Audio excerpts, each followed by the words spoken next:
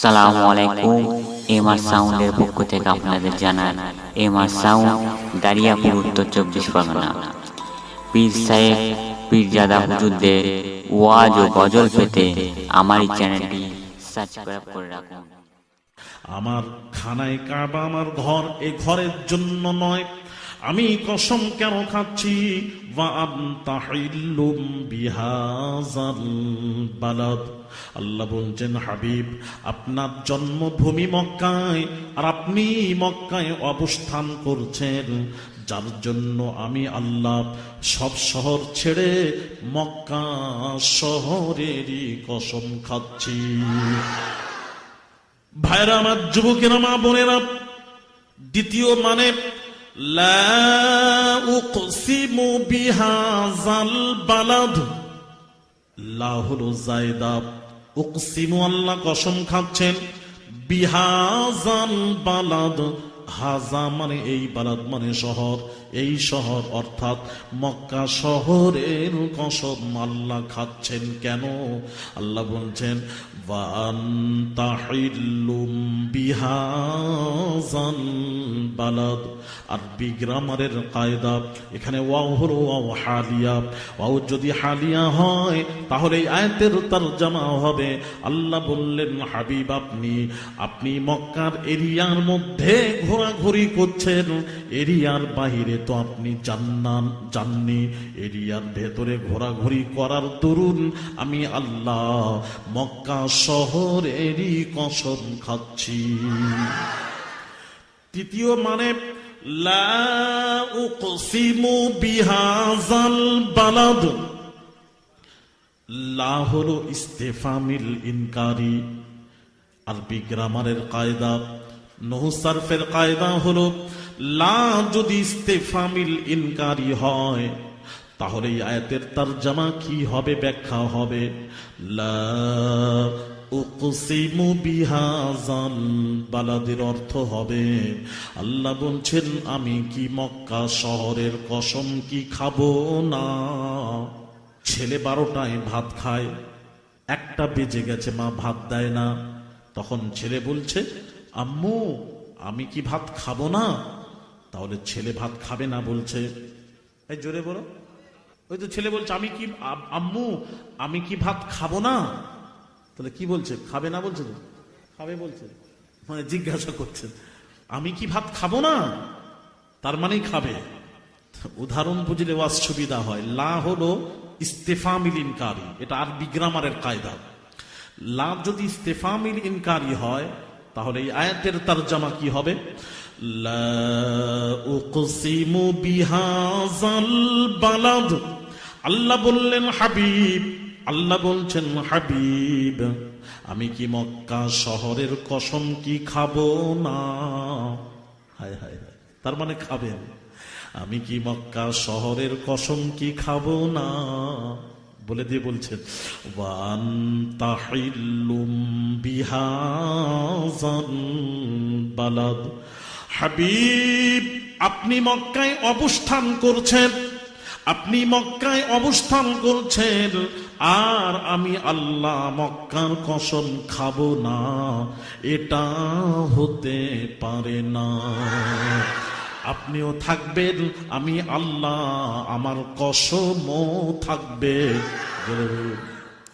চতুর্থ মানে লা উকসিমু বিহাযাল বালাদ।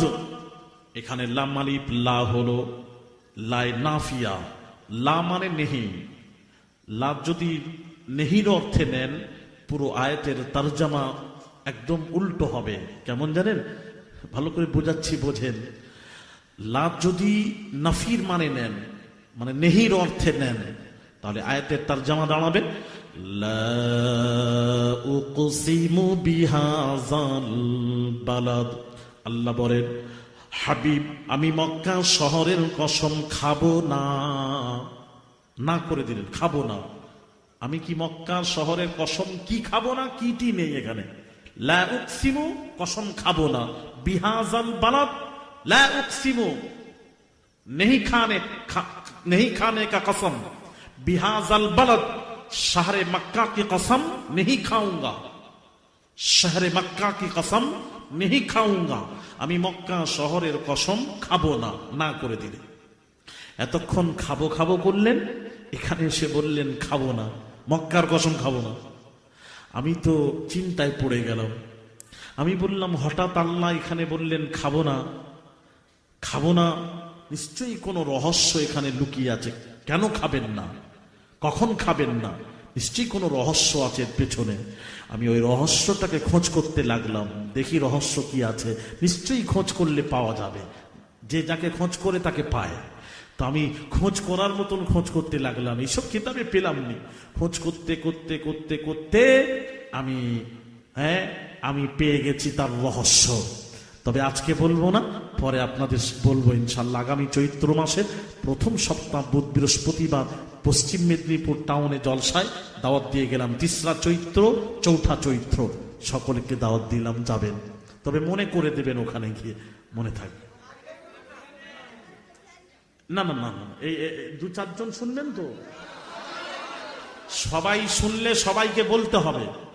সবাই শুনবে তাহলে এখানে বলবো, সবাই শুনলে এখানে বলবো। আর 2-4 জন শুনেন তাহলে গাড়ির কাছে চলে আসবেন। গাড়ি কোন দিকে আছে? এইদিকে না? হ্যাঁ, আমি ইমাম, তুমি মুক্তাদি। ইমামকে তুমি বলছো আমি কোন কেরাত পড়বো না পড়বো, দেখছো এসব আর সে দিন নেই। আর ইমামকে এখন হুকুম করছেন, এই পড়বেন ইমাম সাহেব। পড়তে হয় ভালো, নামাজ পড়তে হয়, পড়ো, নচে চলে যাও। তোমার মতো মুক্তাদির দরকার নেই। এক কথা ঠিক বলছি না ভুল বলছি? আমি কতক্ষণ করব সে বোঝা যাবে একটু পরে। সব দেখে নিয়েছি, ভালোবাসা আর ভালোবাসা নেই বর্তমানে। কথা বুঝতে পেরেছেন? ভালোবাসা বর্তমানে আর নেই, ভালোবাসা আগে ছিল। মুরিদরা পীরকে ভালোবাসতেন, মুরিদরা পীরের আওলাদকে ভালোবাসতেন। এখন আর সে ভালোবাসা নেই। এখনের ভালোবাসা তখন ভালোবাসা পার্থক্য আছে। মুরিদ পীর বলছে, মুরিদকে বলছে বাবা, এই বাবা ডাব গাছে ডাব পাড়ো তো, খেতে মন গেছে। ডাব পাড়তে বলেছে, মুরিদ বলছে হুজুর আমি ডাব গাছের উপরে চেপে ডাব পাড়বো, আপনি নিচে থাকবেন, চূড়ান্ত বেয়াদবি হবে। হুজুর আমার পক্ষে সম্ভব নয়। ভালো কথা, কত আদব দেখেন। তারপর হুজুর কোন রকম ডাব পারলেন, পেড়ে বললেন বাবা মুখটা কেটে দাও, আমি ডাব খাবো, ডাবের পানি খাবো, মুখটা কেটে দাও। বলে হুজুর আপনি যে পবিত্র মুখ দিয়ে ডাবের পানি পান করবেন, ওই ডাবে দিয়ে আমি ওই ডাবের মুখটা আমি কাটবো, এটাও চূড়ান্ত বেয়াদবি, আমার পক্ষে সম্ভব নয়। কাটলো না। হুজুর কোন রকম ছিলে ছালে এবার পানি বের করে পানিটা খাবে। খাওয়ার আগে বলছে বাবা তুমি ডাবটা খাবে, বাবা তুমি খাবে? হুজুর পরপর 2টি আদেশ অমান্য করেছি, আর তৃতীয়টা যদি বলি খাবো না তাহলে এটা চূড়ান্ত বেয়াদবি হবে। হুজুর দেন খাই। এখনকার হাসবে না কি? হাসবে, এইটাই। আমি সব দেখে নিয়েছি, চষে বেড়াচ্ছি, এই জন্য মুরিদ টুরিদার করিনি। আমি পীরের আওলাদ, আমার সব ইজাজত আছে। ভালো করে শোনো ছেলেরা, আমার ইজাজত আছে। আমার আব্বা হুজুর কিবলা সব ওসিয়তনামা আমার কাছে আছে, ইজাজত দিয়েছেন। আমি মুরিদ করব কোথায়? লোক পাইনি তো। মুরিদের লোক পেতে হবে তো। ওয়াজ কখন হয়? শ্রোতা পেলে ওয়াজ হয়, সেখানে শ্রোতা পাইনি, মুরিদের মতো মুরিদ পাইনি, এই জন্য মুরিদ করিনি। কোথাও দেখেছেন মুরিদ করতে পাগড়ি পেলে? কত বুঝতে পেরেছে কেন ফেলিনি পাগড়ি? আমার বক্তব্য, পিপাসা যাকে লেগেছে সে পানির কাছে যাবে, পানি তার কাছে যাবে না। কখনো কেউ বলল না হুজুর মুরিদ করেন, একটু মুরিদ করে নেন, সোহবতে থাকবো, বললেন না পাগড়ি ফেলে দেব, যা বললাম পড়ে নিলেন, বললে মুরিদ। এটার নাম মুরিদ নয়। মুরিদ মানে বাইউন, মানে বিক্রি হয়ে যাওয়া পীরের কাছে। আপনি যখন বিক্রি হয়ে গেলেন, আপনার কোনো আর কথা চলবে না। পীর যেভাবে চালাবে সেইভাবে চলার নাম হলো পীর মুরিদি। এক কথা বুঝতে পেরেছেন? এটার নাম হলো মুরিদ। আগে মুরিদরা ভালো করে বুঝুন, তারপরে গিয়ে মুরিদ হন। তো ভাইরা আমার, বাবাজিরা, যুবকেরা, ওর কথা ছেড়ে দাও। কি বললো ছেড়ে?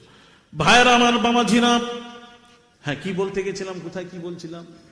কি রহস্য? কি রহস্য আছে? কোথায় কি রহস্য আছে বলুন তো?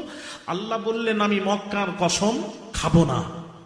এই খাবো নার ভেতরে নিশ্চয়ই কোনো রহস্য লুকিয়ে আছে। আমি খোঁজ করতে লাগলাম, কি রহস্যটা আছে। খোঁজ করতে করতে পেয়েছি। কে লিখছেন জানেন? ইমাম ইবনে হাজার মাক্কি হুজুর লিখছেন। ইমাম ইবনে হাজার মাক্কি লিখছেন রহস্যটা। মা বোনেরা আপনারাও শোনেন, খুব মূল্যবান 2-4 কথা শোনেন, পাবেন না। রহস্যটা কি? ইমাম ইবনে হাজার মাক্কি হুজুর লিখছেন, পৃথিবীর যাকে সবাই মানে তার কথা বলছি। লা উকসিমু বিহি ইযা লাম তাকুন ফীহি বা'দা খুরুজাকা মিন। ইমাম ইবনে হাজার মাক্কি তার ব্যাখ্যা করছেন, আল্লাহ বললেন মক্কার কসম খাবো না, ওটা কখন খাবেন না, এর ব্যাখ্যা ইমাম ইবনে হাজার মাক্কি করতে গিয়ে করছেন, লা উকসিমু বিহি ইযা লাম তাকুন ফীহি বা'দা খুরুজাকা মিন। আল্লাহ বললেন, হাবিব আপনি যেদিন মক্কায় থাকবেন না, আপনি তো একদিন মক্কা ছেড়ে মদিনার হিজরত করে মদিনা শরীফে যাবেন। সেদিন আর আমি আল্লাহ, যেদিন আপনি মক্কা ছেড়ে মদিনায় চলে যাবেন, আমি আল্লাহ সেদিন আর মক্কা শরীফের কসম খাবো না। এ হাবিব আপনি যে শহর মদিনা শহরে চলে যাবেন, আমি আল্লাহ মক্কা শহরের কসম ছেড়ে সেদিন আমি আর মক্কার কসম খাবো না। আপনি যে শহরে চলে যাবেন ওই মদিনা শহরেরই কসম খেতে থাকবো। জোরে বলুন। ভাইরা আমার, যুবকেরা, ইমাম মালিক রাহমাতুল্লাহ আলাইহি, মা বোনেরা শুনুন, ইমাম মালিক রাহমাতুল্লাহ আলাইহি আহলে সুন্নাত ওয়াল জামাতের ওলামারা বসে বললেন, যতদিন রাসূলুল্লাহ সাল্লাল্লাহু আলাইহি ওয়াসাল্লাম মক্কায় ছিলেন, মক্কা শহর ছিল तमाम পৃথিবীর সমস্ত শহর হতে শ্রেষ্ঠ। যেদিন রাসূল মক্কা থেকে মদিনার হিজরত করে মদিনায় চলে গেছেন, সেদিন আর মক্কার কসম, যেদিন মদিনা শরীফে চলে গেছেন, এখন মদিনা শহর হলো तमाम পৃথিবীর সমস্ত শহর, এমনকি মক্কা শহর হতে মদিনা শহর শ্রেষ্ঠ। এটাই হলো মত আহলে সুন্নাত ওয়াল জামাতের মত। কোন শহর শ্রেষ্ঠ? মদিনা শরীফ। এবার মদিনার কোন জায়গা শ্রেষ্ঠ ওটার উপর একটু কথা শুনুন। সাহিবে দুররুল মুখতার প্রসিদ্ধ কিতাব খুলুন, সাহেবে দুররুল মুখতার প্রসিদ্ধ কিতাব খুলুন। কোন জায়গা শ্রেষ্ঠ? শুনুন, ইল্লা মা যুম্মা আযাউহু আলাইহিস সালাতু ওয়াস সালাম ফাইন্নাহু আফযালু মুতলাকান হাত্তা মিনাল কাবাতি ওয়াল আরশি ওয়াল কুরসিয়্যি। সাহেবে দুররুল মুখতার প্রসিদ্ধ কিতাব রাজিহ কওল, সমস্ত আহলে সুন্নাত ওয়াল জামাতের উলামাদের একমত, এতে দ্বিমত নেই। কি কোন মত? আল্লাহর নবী, বিশ্ব নবী রাহমাতুল লিল আলামিন যে মাটিতে ঘুমিয়ে আরাম করছেন, রাসূলুল্লাহ সাল্লাল্লাহু আলাইহি ওয়াসাল্লাম যে মাটিতে ঘুমিয়ে আরাম করছেন, রাসূলুল্লাহ সাল্লাল্লাহু আলাইহি ওয়াসাল্লামের দেহ মোবারক যে মাটিতে লেগে আছে, ওই মাটির মর্যাদা ফাইন্নাহু আফযালু মুতলাকান হাত্তা মিনাল কাবাতি ওয়াল আরশি ওয়াল কুরসিয়্যি। ওই মাটির মর্যাদা আল্লাহর নিকটে খানায় কাবা তো দূরের কথা, আরশ কুরসির চেয়েও ওই মাটির মর্যাদা আল্লাহর নিকটে বেশি। কেন? শ্রেষ্ঠ রাসূল যে মাটিতে শুয়ে আছেন, সেই মাটিটা তার দেহ মোবারকের সাথে লেগে আছে। তার দেহ জানেন কেমন দেহ? শরীরটা কেমন শরীরটা জানো বাবা? ও মা বোনেরা জানেন আমার নবীর দেহ? আমাদেরও দেহ রাসূলুল্লাহর দেহ মোবারক, আমাদেরও দেহ আছে রাসূলুল্লাহর দেহ। আমাদের নাক কান চোখ মুখ আছে, রাসূলুল্লাহর নাক কান চোখ মুখ ছিল। আমাদের দুই হাত রাসূলুল্লাহর দুইটি হাত, আমাদের দুই পা রাসূলুল্লাহর দুই পাও মোবারক সব ছিল বাবাজি। ও তরুণেরা, যুবকেরা, তবে পার্থক্য কি শুনুন। আমার আপনার নবী, বিশ্ব নবী রাহমাতুল লিল আলামিনের রূহ কবজ করে যখন আল আজরাইল মালাকাল মাউত রূহটা কবজ করেছিল, কত আদবের সাথে রাসূলুল্লাহ রূহ কবজ করেছিল। জিবরিল আজরাইল বলেন আল্লাহ তাআলা আমাকে সব ক্ষমতা দিয়ে রেখেছেন সমস্ত নবী রাসূলের কাছে, ডাইরেক্ট পৌঁছে গিয়ে রূহটা কবজের পারমিশন দিয়েছেন। কিন্তু আমি এক জায়গায় পারমিশন, ডাইরেক্ট যাওয়ার পারমিশন পাইনি। জোরে বলুন। সব জায়গায় ডাইরেক্ট যাওয়ার পারমিশন পেয়েছি, এক জায়গায় পারমিশন পাইনি। উলুল আযম পয়গম্বরের কাছেও ডাইরেক্ট গেছিলেন, মুসা নবীর কাছে ডাইরেক্ট গিয়ে রূহ কবজ করেছেন। আর একটা বাবাজি, আমার আপনার নবী, বিশ্ব নবী রাহমাতুল লিল আলামিনের রূহ কবজ করতে গিয়ে বাবাজি ডাইরেক্ট ঢোকার ক্ষমতা নেই আজরাইলের, ডাইরেক্ট ঢোকার ক্ষমতা নেই আজরাইলের। ওই বাহির থেকে আওয়াজ দিচ্ছেন, অনুমতি চাচ্ছেন, ইয়া রাসূলুল্লাহ, ইয়া হাবিবাল্লাহ, হুজুর আমি আজরাইল এসেছি, ভেতরে প্রবেশের অনুমতি দিন, ভেতরে প্রবেশের ইজাজত দিন, পারমিশন দিন। আজরাইল আজ মনে মনে করছেন, হায়রে কোথাও আমাকে পারমিশন নিতে হয়নি, আজকে আমাকে পারমিশন নিতে হচ্ছে। জোরে বলুন, পারমিশন নিচ্ছেন। আচ্ছা, আমাদের কাছে যখন আজরাইল আসবে রূহ কবজের জন্য, আমাদের ঘরের যদি দরজা দিয়ে বসে আছি বিবি ছেলেকে নিয়ে, আজরাইল এসেছেন, বাহিরে দাঁড়িয়ে অনুমতি নিয়ে তো ঢুকবে, হ্যাঁ? দরজা ভেঙে ঢুকে যাবে। ছেলেটা বলছে দরজা ভেঙে ঢুকে যাবে, তাহলে আজরাইল কি ডাকাত না গুন্ডা? দরজা কারা ভাঙে? যারা ডাকাত গুন্ডা ডাকাতি করতে আসে, দরজা ভেঙে ঢোকে। তাহলে আজরাইল কি ডাকাত? তা দরজা ভাঙবে কেন? ছেলেটার মাথায় কি আছে বলে দরজা ভাঙবে তো কি হবে? আরে যে লাগানো থাকবে ওইভাবেই থাকবে, আজরাইল দেখবেন ডাইরেক্ট হাজির। দরজা ভাঙবে কেন? কি বলো দেখি, ছেলেদের মাথায় তাতে কিচ্ছু নেই, বলে ফেলেছে। যাই হোক, খবরদার, অনেক জায়গায় বলে দরজা ভেঙে ঢুকে পড়বে। আরে ভাঙা ভাঙি কে করে বলো না? দরজা ভেঙে শুনলাম ডাকাতি করে চলে গেছে, বুঝতে পারছো না? দরজা খুলবে না, ওইভাবেই এসে ডাইরেক্ট এসে হাজির হবে, রুহটা কবজ করে নিয়ে চলে যাবে। আর আমার আপনার নবী, বিশ্ব নবীর কাছে, সব নবীর কাছে ওইভাবেই গেছেন ডাইরেক্ট। আর আমাদের নবীর কাছে হুজরা মোবারকের বাহিরে দাঁড়িয়ে অনুমতি চাচ্ছেন, ইয়া রাসূলুল্লাহ, ইয়া হাবিবাল্লাহ, হুজুর আমি আজরাইল এসেছি, ভেতরে প্রবেশের অনুমতি দিন। হ্যাঁ, কোন নবী গো? কোন নবীর মজলিস সাজিয়েছো তোমরা? হ্যাঁ, কোন নবীর ওয়াজ শুনতে এসেছো? আরে বুঝতে পারছেন না ভাইরা আমার? ওই সময় ফাতিমা জাহরা রাদিয়াল্লাহু তাআলা আনহা রাসূলুল্লাহর কাছে গড়াগড়ি দিয়ে কান্নাকাটি করছিলেন। সাইয়্যিদাতুন নিসা ফাতিমা গড়াগড়ি দিয়ে কান্নাকাটি করছিলেন। আল্লাহর নবী, বিশ্ব নবী রাহমাতুল লিল আলামিন বলেন, ফাতিমা, ও বেটি ফাতিমা, পর্দা করো, আজরাইল আসছেন। ফাতিমাকে পর্দা করতে বলে আজরাইলকে আল্লাহর নবী ভেতরে প্রবেশের অনুমতি দিলেন। হযরত আজরাইল অনুমতি পেয়ে ভেতরে প্রবেশ করলেন, সালাম আদান প্রদান হয়ে গেল। জিবরিল আমিন হাজির, ইয়া রাসূলুল্লাহ, ইয়া হাবিবাল্লাহ, হুজুর আমি আজরাইল জিবরিল আমিনের সাথে একটু কথা বলতে চাই, পারমিশন দিন।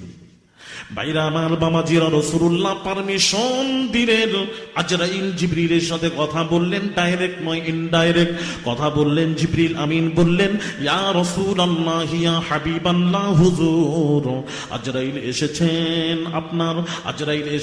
আজরাইল বলছেন, আল্লাহ আপনাকে সালাম জানিয়েছেন আর বলেছেন আল্লাহ আপনার দিদার করতে চান। মৃত্যু টিত্যু নয়, আল্লাহ আপনার দিদার করবেন বলে পাঠিয়েছেন। হ্যাঁ, পার্থক্য দেখছো? তখন নবীজি শোনার সাথে সাথেই বলেছিলেন, আজরাইল, আল্লাহ যখন আমার দিদার করতে চান, হ্যাঁ দেখো, গোটা দুনিয়া আল্লাহ দিদার করতে চায়।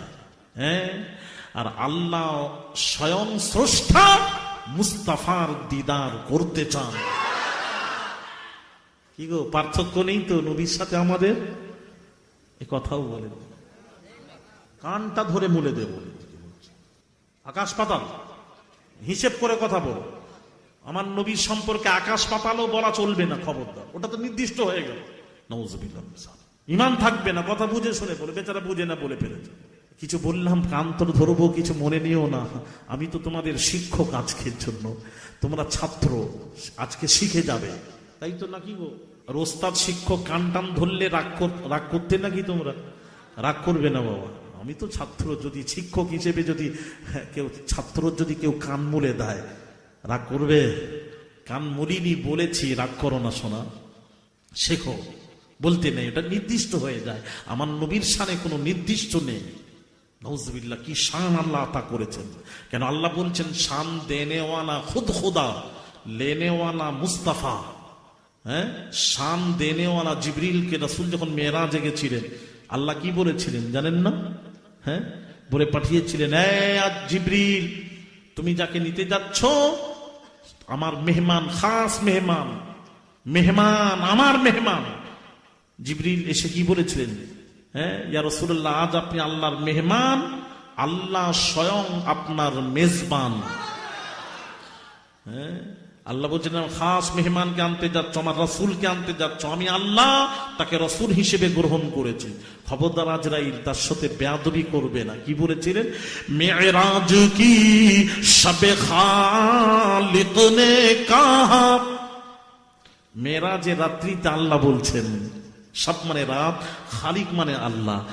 মেরাজের রাত্রিতে আল্লাহ জিবরিলকে বলছেন, মেরাজ কি শবে খালিক নে কাহা, जिब्रील अदब से रहना ज़ारा, तो शान को उनकी क्या जाने, मेहमान जो आने वाले हैं।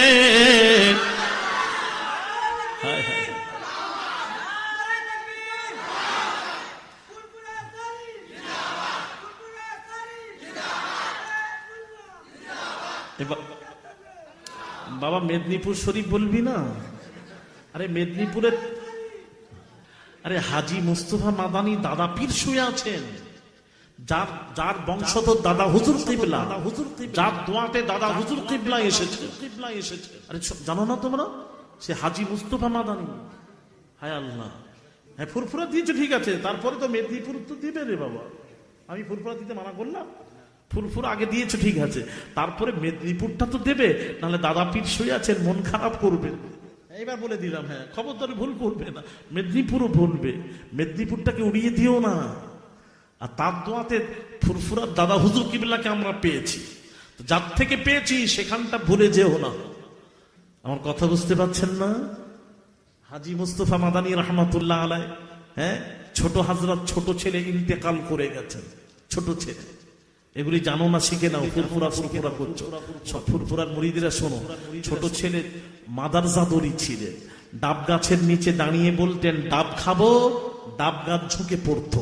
জোরে বলো না সুবহানাল্লাহ। আর আমাদেরকে ডাব গাছে পা উঠতে হয়, ডাব গাছ ঝুঁকে পড়তো। শোনো শোনো ভালো করে, সেই ছোট হাজরাত ফুরফুরা শরীফে মাজার। হাজী মুস্তাফা মাদানীর একটা শখের শশা গাছ ছিল। মাঝখানে বলে দিই, কথা প্রসঙ্গ এসেছে বলে দিই, শশা গাছ ছিল, যেখানেই যেতেন দেখতেন শশা ঝুলছে, আসার সময় দেখতেন শশা ঝুলছে। একদিন সফরে গেলেন, যাওয়ার সময় দেখলেন শশা আছে, আসার সময় সফর থেকে এসে দেখলেন শশা নেই। তখন চিন্তা করলেন আমার শখের শশাতে কেউ হাত দেবে না, কারোর সাহস নেই, ও আমার ছেলের কাজ বুঝি। এই ডাকো ছেলেকে ডাকো। ছোট্ট ছেলে, 7 বছর বয়স। ছোট্ট ছেলেকে যেই খবর দেওয়া হয়েছে, সংবাদ দেওয়া হয়েছে, ছোট্ট ছেলে চিন্তা করছে 7 বছর বয়সের ছেলে, আব্বুর কাছে গেলে আব্বু তো আমাকে মারধর করবেন। কি করছে? ছুটে গিয়ে ভয়, আব্বুর ভয়, পেড়ে নেওয়া শশাটাকে বিসমিল্লাহির রহমানির রহিম বলে এইভাবে লাগিয়ে বলছেন, আল্লাহ এই শশাটা যেন বোঁটার সাথে জুড়ে যায়, নচেত আব্বু আমাকে মারবেন। লাগানো মাত্রই আল্লাহর হুকুমে শশা বোঁটার সাথে জুড়ে যায়। হায় হায়, ছেলেরা শোনো ভালো করে, জুড়ে গেল। আব্বুর কাছে গেছেন, আব্বু আমাকে ডাকছিলেন? হ্যাঁ বাবা ডাকছিলাম। শশা কোথায়? সত্য কথা বলো, সত্যি করে বলো শশা কোথায়? স্বাভাবিক ভাবে বলছেন, আব্বু শশা গাছে আছে। আপনার শখের শশা গাছেই থাকবে, কোথায় থাকবে? এই মাত্র দেখে এলাম নেই, না আছে, না নেই, না আছে, না নেই, না আছে, না আছে। আরে বাপের উপর কথা বলছো? এই মাত্র ঢোকার সময় দেখলাম নেই, না আছে, ভালো করে দেখবেন যা। তখন রেগে গিয়ে হাজী মুস্তাফা মাদানী ছোট্ট ছেলের হাত ধরে বলছে চলো দেখাবে, চলো। গিয়ে উপর দিকে তাকিয়ে দেখছেন, আল্লাহর কসম, ছেলের কথা মতো ডিটু বাবাজি ওইভাবেই শশা ঝুলছে। তখন চিন্তা করলেন এটা আমার ছেলের কাজ, এই ছেলে যদি এখন থেকে এইরকম হয়, বড় হলে দুনিয়াকে উলট পালট করে দেবে, একে আর রাখা যাবে না, একে আর রাখা যাবে না। এবার কি করলেন, ওই ফুরফুরার যে মাটি মসজিদ আছে, এই মেজুলা হুজুর পীর কিবলার সামনে মাটির মসজিদ আছে না, কিছুটা মাটির, ওই মাটির মসজিদ কার গো, কেন এইরকম আছে? পাকা ফুরফুরার হুজুরদের কি পয়সা নেই, বা ওনার মুরিদদের অভাব? একটা মুরিদকে বললে পাকার সঙ্গে মারমার লাগিয়ে দেয়, ঠিক কি না জোরে বলো? মুরিদরা এসে গড়াগড়ি করছে আমার সামনে, হুজুর কি করতে হবে বলুন, ওই অনুমতিদের ভেঙে পাকার করছে। ওটা ইজাজত নেই, পারমিশন নেই। কেন? ওই মাটির মসজিদ কার হাতে তৈরি জানেন? হাজী মুস্তফা মাদানির হাতে। হ্যাঁ, ভালো করে শোনো, ইজাজত নেই, মুরিদরা ছুটোছুটি করছে করার জন্য। এটা মনে করবেন না পয়সা দিলেই সব হয়, ওখানে পয়সা দিয়েও সুযোগ পাওয়া যায় না। তারপর ওইখানে মসজিদে ছেলেকে বললেন গোসল করে এসো, গোসল করিয়ে তারপর মসজিদে শুইয়ে দিয়ে হাজী মুস্তফা মাদানি দোয়া করছেন, আল্লাহ এই ছেলেটি বড় হলে দুনিয়াকে উলট পালট করে দেবে, আল্লাহ তুমি এই ছেলের সন্তানকে তুলে নাও। আল্লাহর ওলি এবং পিতা মাতার দোয়া 100% আল্লাহর দরবারে মঞ্জুর হয়ে যায়। তো আল্লাহর দরবারে মঞ্জুর হয়ে গেল, সঙ্গে সঙ্গে ছেলেটি ইন্তেকাল করলেন। ইন্না লিল্লাহি ওয়া ইন্না ইলাইহি রাজিউন। জানাজা করে দাফন করে দিলেন। একটা বুড়ির তার গাবি ছিল, দুধ বিক্রি করে সংসার চলতো, গাবিটা মারা গেছে। হাজী মুস্তফা মাদানির কাছে বুড়িটা গিয়ে কাঁদছে। হাজী মুস্তফা মাদানি আর বাদশাহ আওরঙ্গজেব, এনারা দুজন পীর ভাই, মানে বাদশাহ আলমগীর পীর ভাই। হাজী মুস্তফা মাদানির কাছে গিয়ে কাঁদছেন। এই বুড়ি কাঁদছো কেন? না, আমার গাবিটি মারা গেছে, ওই গাবির দুধ বিক্রি করে আমার সংসার চলতো, আমার কি হবে, আমার কি হবে, আমার উপায় কি হবে, কান্নাকাটি করছেন। হাজী মুস্তফা মাদানি বললেন, এই বুড়ি যাও, চলে যাও, ধৈর্য ধরবে, আল্লাহর জিনিস আল্লাহ নিয়েছেন, তুমি ধৈর্য ধরবে, যাও। বুড়িকে পাঠিয়ে দিলেন। বুড়িটি মৃত গাভীর কাছে বসে বসে কাঁদছে। ওই রাস্তা দিয়ে হাজী মুস্তফা মাদানি চলে যাচ্ছেন। এমন হাজী মুস্তফা মাদানির ছোট ছেলে যে ইন্তেকাল করে গেছিলেন, ওই রাস্তা দিয়ে চলে যাচ্ছেন। জোরে বলুন, রাস্তা দিয়ে চলে যাচ্ছেন। বুড়ির কান্না দেখে বলছেন, মা আপনি কাঁদছেন কেন? না, আমার গাভী মরে গেছে, আমি গাভীর দুধ বিক্রি করে আমার সংসার চলতো, আমি জীবিকা নির্বাহ করতাম, আমার কি হবে, আমার কি হবে? আচ্ছা আচ্ছা মা কাঁদবেন না, দাঁড়ান তো। ন্যাজ ধরে নাড়া দিয়ে বলছেন, এই গাভী, আল্লাহ বুড়িকে কাঁদাচ্ছ কেন? আল্লাহ গাভীটাকে জীবিত করো, আল্লাহর হুকুমে। এই গাভী তুই জীবিত হয়ে দাঁড়িয়ে যা। যেই ন্যাজ ধরে নাড়া দিয়েছে, আল্লাহর কসম মৃত গাভী জীবিত হয়ে দাঁড়িয়ে যায়। জীবিত হয়ে দাঁড়িয়ে যায়। যেই দাঁড়িয়ে যায়, ছেলে বলছে, ছোট হযরত বলছেন, মা আজকে প্রচুর দুধ দেবে, এই দুধগুলি আমার আব্বা জানের হাতে দিয়ে দেবেন, পৌঁছে দেবেন, আর সর্বশেষে আমার আব্বা জানকে আমার সালামটা বলে দেবেন। এইবার ঘুরে দেখছেন নেই, গায়েব। প্রচুর দুধ দিয়েছে। হাজী মুস্তফা মাদানির কাছে দুধ নিয়ে গেছেন। হাজী মুস্তফা মাদানি বললেন, বুড়ি তোমার গাভী মারা গেছিল, দুধ পেলে কোথায়? সব কথা শোনাচ্ছেন আপনার ছোট ছেলে, রাস্তা দিয়ে যাচ্ছিল। আরে ছোট ছেলে, সে তো ইন্তেকাল করে গেছে। না, আল্লাহর কসম আপনার ছেলে। এখানে একটা প্রশ্ন জাগে যে ইন্তেকাল করেছে, সে আবার রাস্তা দিয়ে চলে যাচ্ছে, এটা কেমন কথা? এটা কি প্রশ্ন নয়? যাক, এটার অনেক ব্যাপার আছে, ভেতরে অনেক রহস্য আছে। কিভাবে চলে যাচ্ছে রাস্তা দিয়ে, এটা পরে আমি আবার শোনাবো আপনাদেরকে।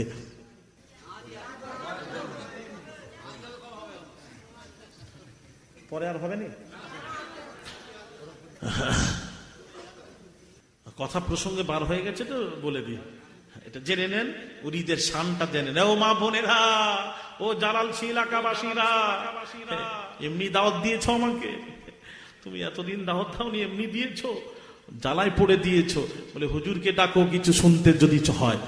শোনেন, ভালো করে শোনেন, ওলিদের শানটা শোনেন, ওলিদের ব্যাপার স্যাপারটা বুঝে নেন। মরার পর আবার দেখা যায়, এটা কেমন কথা? এটা প্রশ্ন আসতে পারে, ওই প্রশ্নের উত্তরটা দিচ্ছি। দিল্লিতে শুয়ে আছেন, আমি যখন যাই দিল্লিতে, আমি কম করে 3টি মাজার জিয়ারত করি। একটা হলো খাজা কুতুবউদ্দিন বাখতিয়ার কাকি, 2 নম্বর হযরত নিজামুদ্দিন আউলিয়া, 3 নম্বর হযরত খাজা বাকি বিল্লাহ। ওই পাশে থাকি তো আমি, একটু খাজা বাকি বিল্লাহর হুজুর একটু হাজরি দিই আমি যখনই যাই। তো খাজা বাকি বিল্লাহর এক মুরিদ প্রশ্ন করছেন, হুজুর ফানা কি বাকা কি? ফানার অর্থ হলো ধ্বংস হয়ে যাওয়া, খতম হয়ে যাওয়া, আর বাকার অর্থ হলো অবশিষ্ট থাকা। মন্ডল সাউন্ড যে কোনো ইসলামিক অনুষ্ঠানের হাইফাই সাউন্ড সিস্টেম পাওয়ার জন্য এবং ওই অনুষ্ঠানটিকে রেকর্ডিং করার জন্য অনলি অন মন্ডল সাউন্ড। যোগাযোগ করুন মন্ডল সাউন্ড, মেন্টু মন্ডল, করলা বাজার, হাওড়া। মন্ডল সাউন্ড। তো খাজা বাকি বিল্লাহর এক মুরিদ প্রশ্ন করছেন, হুজুর ফানা কি বাকা কি? ফানার অর্থ হলো ধ্বংস হয়ে যাওয়া, খতম হয়ে যাওয়া, আর বাকার অর্থ হলো অবশিষ্ট থাকা। বাকার অর্থ কি? অবশিষ্ট থাকা। আর ফানার অর্থ ধ্বংস, খতম হয়ে যাওয়া। রাইট, ওইটা বুঝে নিয়েছো তো? এবার আগাচ্ছে। তো প্রশ্নকারী প্রশ্ন করছেন পীরকে, মুরিদ প্রশ্ন করছেন, হুজুর ফানা কি বাকা কি? তো পীর উত্তর না দিয়ে বলছেন, বাবা আমার ইন্তেকাল করার পর আমার জানাজার নামাজ যিনি পড়াবেন, তুমি তার কাছে প্রশ্নটা করে উত্তরটা জেনে নেবে, তার কাছ থেকে জেনে নেবে। কিছুদিন পর খাজা বাকি বিল্লাহ ইন্তেকাল করে গেলেন। বহু মানুষ জানাজায় শরীক হয়েছেন, হাজার হাজার মানুষ জানাজায় আল্লাহর ওলিরা গাউস কুতুব আবদাল শরীক হয়েছেন। খাজা বাকি বিল্লাহর জানাজার নামাজ যিনি পড়াতে এসেছেন, তার চেহারা ঢাকা, তার চেহারা ঢাকা। এমন সময় চেহারা একটা নিকাব আছে, এসে জানাজার নামাজ পড়ালেন। জানাজার নামাজ পড়িয়ে চলে যাচ্ছেন, নিকাব আর খোলেন না, খোলেন না, খোলেন না। ওই মুরিদের মনে পড়লো, খাজা বাকি বিল্লাহকে আমি প্রশ্ন করেছিলাম ফানা কি বাকা কি? তো তিনি বললেন, তিনি বলেছিলেন আমার জানাজার নামাজ যিনি পড়াবেন তাকেই প্রশ্নটা করে উত্তরটা জেনে নেবে। তাই ছুটে গিয়ে বলছেন, হুজুর আমি খাজা বাকি বিল্লাহকে ফানা কি বাকা কি প্রশ্ন করেছিলাম, উনি বলেছিলেন আমার জানাজার নামাজ যিনি পড়াবেন তিনার কাছে প্রশ্নটা করে জিজ্ঞেস করে নেবে। তাই হুজুর আপনাকে জিজ্ঞেস করছি, হুজুর বলে যান। আস্তে করে কাপড়টা যেই তুলেছেন, আল্লাহর কসম যেই তুলেছেন, যেই কাপড়টা তুলেছেন দেখছেন ডিটু খাজা বাকি বিল্লাহ। যেই দেখেছেন খাজা বাকি বিল্লাহ আশ্চর্য হয়ে বললেন, হুজুর আপনি যদি খাজা বাকি বিল্লাহ হন তাহলে যার জানাজা পড়ালেন উনি কে আর আপনি কে? উত্তরে বলছেন, বাবা যার জানাজা পড়ালাম উনি হলেন ফানা, আর যাকে দেখতে পাচ্ছ ইনি হলেন বাকা। চিৎকার করুন, এটা হলো ওলিদের শান। উত্তর এবার বুঝতে পেরেছ?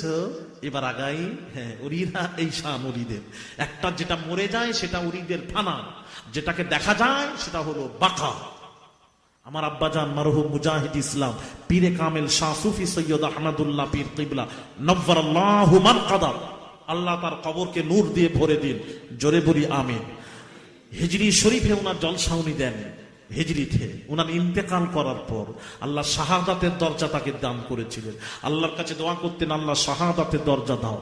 তো শাহাদাতের দরজা আল্লাহ দিয়েছিলেন। শাহাদাতের দরজা পাওয়ার পর, অর্থাৎ ইন্তেকাল করার পর দীর্ঘদিন পর ওখানে হিজরি শরীফে আমাদের ওই নারকেল গাছ, ডাব গাছ আছে, তাতে নারকেল হয়ে গেছে। তো একটা হিন্দু ছেলে লুকিয়ে ডাব গাছের উপরে উঠে ডাব পাড়ছিল, নারকেল গুলো রাত্রিতে পাড়ছিল। তো দুম করে চিৎকার করে বাবা বাবা করে চিৎকার করে পড়ে যায়, হাত ছেড়ে পড়ে যায়। সব লোক যখন থাকে যারা জড়ো হয়ে যায়, কি ব্যাপার কি ব্যাপার? তখন সে খুলে বলল, আমি নারকেল দুটো চুরি করছিলাম, তো আমি দেখছি বাবা আব্বাজানকে বলছেন যে বাবা জলসা বাড়িতে জলসা করতেন, বাবার জলসা হয়, বাবা আমাকে আশা লাঠি দিয়ে বলছেন, কি করছিস? যেই বাবাকে দেখেছি আমি হাত ছেড়ে পড়ে গেছি। জোরে বলুন। তাহলে যেটাকে দেখা যায় এটা হলো বাকা, আর যেটা চলে গেছেন ওটা হলো ফানা। এই বুঝতে পারছেন না কি? তাহলে এবার আগাই। কি হয়েছে? হ্যাঁ, বাইরে আমার বাবাজিরা, হাজী মুস্তাফা মাদারীকে বুড়ি বলছেন, হুজুর আপনার ছেলে, আমার ছেলে ইন্তেকাল করে গেছেন না, আল্লাহর কসম। তখন চুপ হয়ে গেছেন, বুঝতে পেরেছেন। ভাইরা আমার, বুঝতে পেরে সব শুনলেন। আপনার ছেলে কি এসে বলল, ন্যাজ ধরে নাড়া দিতে গাভীটা জীবিত হয়ে গেল। উনি বললেন প্রচুর দুধ দেবে, এই দুধগুলি আমার আব্বাজানকে দিয়ে দেবেন, এই দুধগুলি আমার আব্বাজানকে দিয়ে দেবেন। তাই পৌঁছতে এসেছি হুজুর, তাই পৌঁছতে এসেছি। আর সর্বশেষ আপনার ছেলে আপনাকে সালাম জানিয়েছে। এই কথা শুনে হাজী মুস্তাফা মাদানী রাহমাতুল্লাহ আলাইহি চোখ দিয়ে টপ টপ করে পানি পড়ছে, বুঝতে পেরে পানি পড়ছে।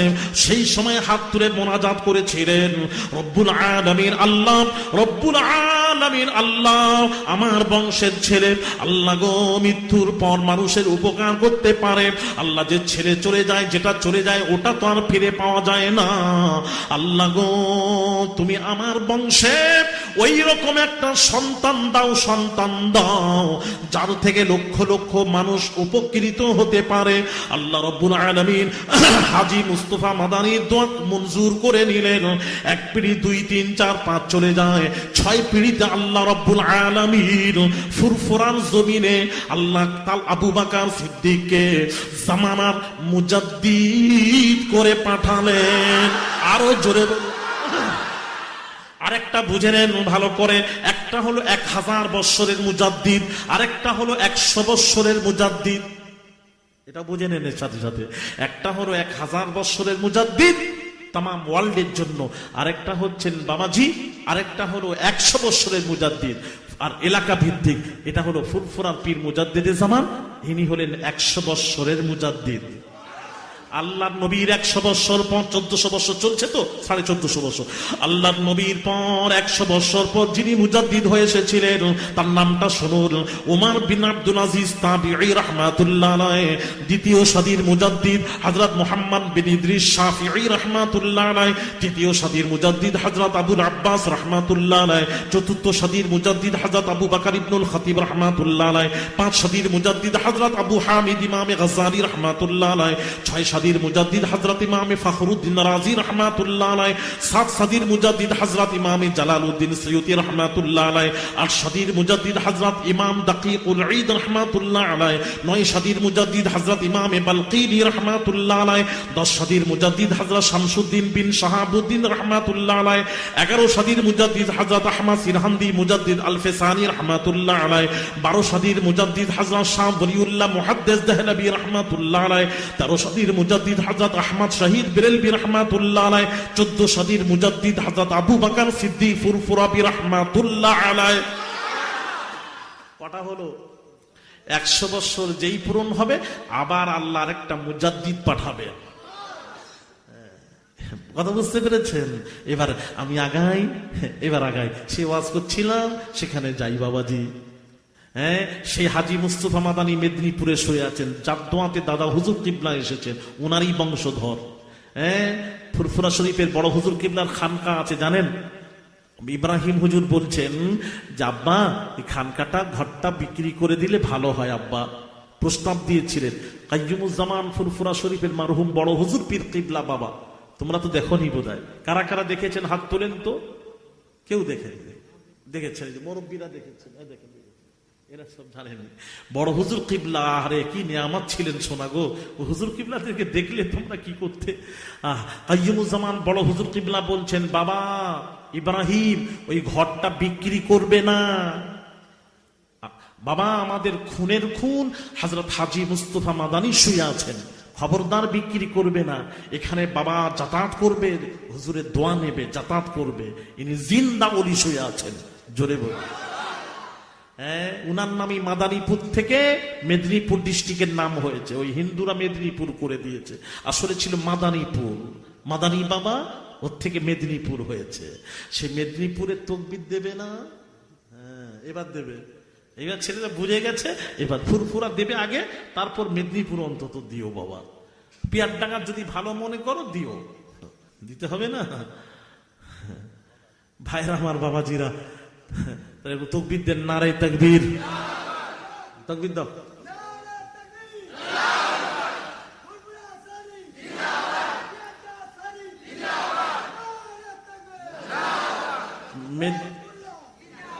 আরে এত মেদিনীপুরের ওয়াজ করলাম, ও মেদিনীপুর ভুলে যাচ্ছে কেন বলো তো?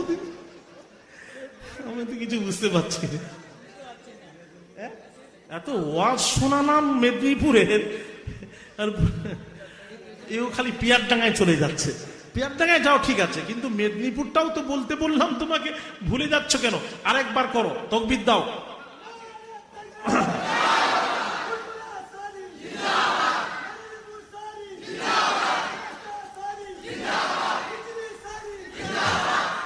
দরুদ শরীফ আল্লাহুম্মা।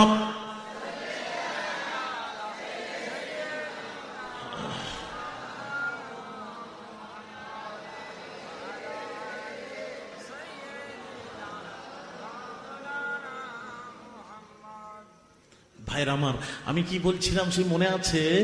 আরে ভাইরা আমার, বামাজিরা, হযরত জিবরিল আমিন বললেন, जिब्रील अमीन का अल्लाह बोले मेराज की शबे खालिक ने कहा जिब्रील अदब से रहना ज़ारा। जोरे बोलूं, तू शान को उनकी क्या जाने, मेहमान जो आने वाले हैं।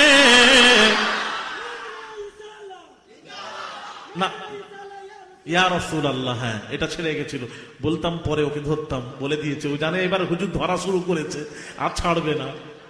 বুঝে শুধুই বসেছে সামনে। ঠিক আছে ভালো, তুমি বসো সামনে, তোমার দরকার আছে। এই বাবাজি শুনছেন তো? আল্লাহ বলছেন জিবরিলকে শান দেনে ওয়ালা খুদ খুদা, लेने वाला मुस्तफा, कितना दिया कितना लिया किसी को मालूम नहीं। বলেন কাউকে কেউ জানে আল্লাহ কতটা দিয়েছেন, রসুল কতটা নিয়েছেন? কেউ জানে? তো জানে না যখন, তার হিসেব কি করে করবেন? ওই আসমান জমিন বলবে না ছেলে বাবা, তার হিসেব নেই। নবীর শানের কোনো হিসেব নেই। আল্লাহ দিয়েই গেছেন, মুস্তাফা নিয়েই গেছেন। এই জন্য বাবাজি শাহ ওলিউল্লাহ মুহাদ্দিস দেহলভী অনেকেই রাসূলুল্লাহর বাবাজি আল্লাহ নবীকে ওজন করে, নবী এটা জানেন, ওটা জানেন, ওটা জানেন, এটা জানেন না, এটা জানেন, ওটা জানেন না। ওজন করবেন না, করবেন না, করবেন না। এটা জানেন, ওটা জানেন না, ওটা জানেন, এটা জানেন না বলবেন না। আল্লাহ কোরআন পাকে ঘোষণা করেন, আল্লাহমানু আল্লামাল কুরআন, রহমান মুহাম্মদকে কোরআন শিখিয়েছেন। আর কি শিখালেন? আর কি শিখালেন? আল্লাহ নিজে বলছেন, আল্লাহ বলছেন হাবিব আমার শিক্ষক আমাকে কি শিখিয়েছে তিনি বলতে পারবেন। আমার শিক্ষক আমাকে বলবেন এই এই বই পড়িয়েছি, এই বই পড়াইনি।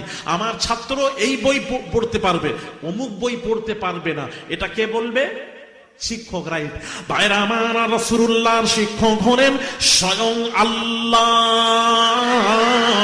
আল্লাহ বলেন হাবিব আপনার শিক্ষকের উপযুক্ত করে আমি আল্লাহ আর সে নিজে জমিনের উপরে কোন নুরি, কোন ফারিস্তা, জিন ইনসান, কোন ফারিস্তাকেও আমি সৃষ্টি করিনি। হাবিব তোমার শিক্ষক আমি স্বয়ং আল্লাহ।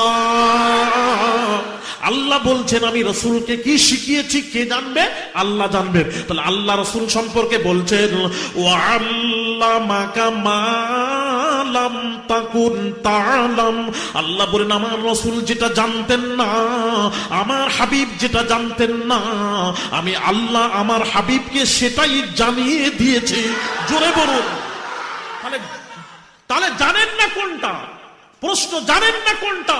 আমার নবীকে আল্লাহ সব জানিয়ে দিয়েছে। তাহলে কে বলছেন? শিক্ষক বলছেন আমি আমার ছাত্রকে সব জানিয়ে দিয়েছি। তাহলে তুমি বেটা দুনিয়ায় বলো কেন এটা জানেন, ওটা জানেন না, ওটা জানেন, এটা জানেন না? একদিন নবী তার একজনকে ডেকে বলছে, এই তোর বাপের নাম কি? সে উল্টো বলল। নবী বললেন তুই মিথ্যা বললি, তোর বাপের নাম এই। জোরে বলুন। আমার নবী তো সব খবর নবীর কাছে। যাক বাবা, আমি আর আগাচ্ছি না।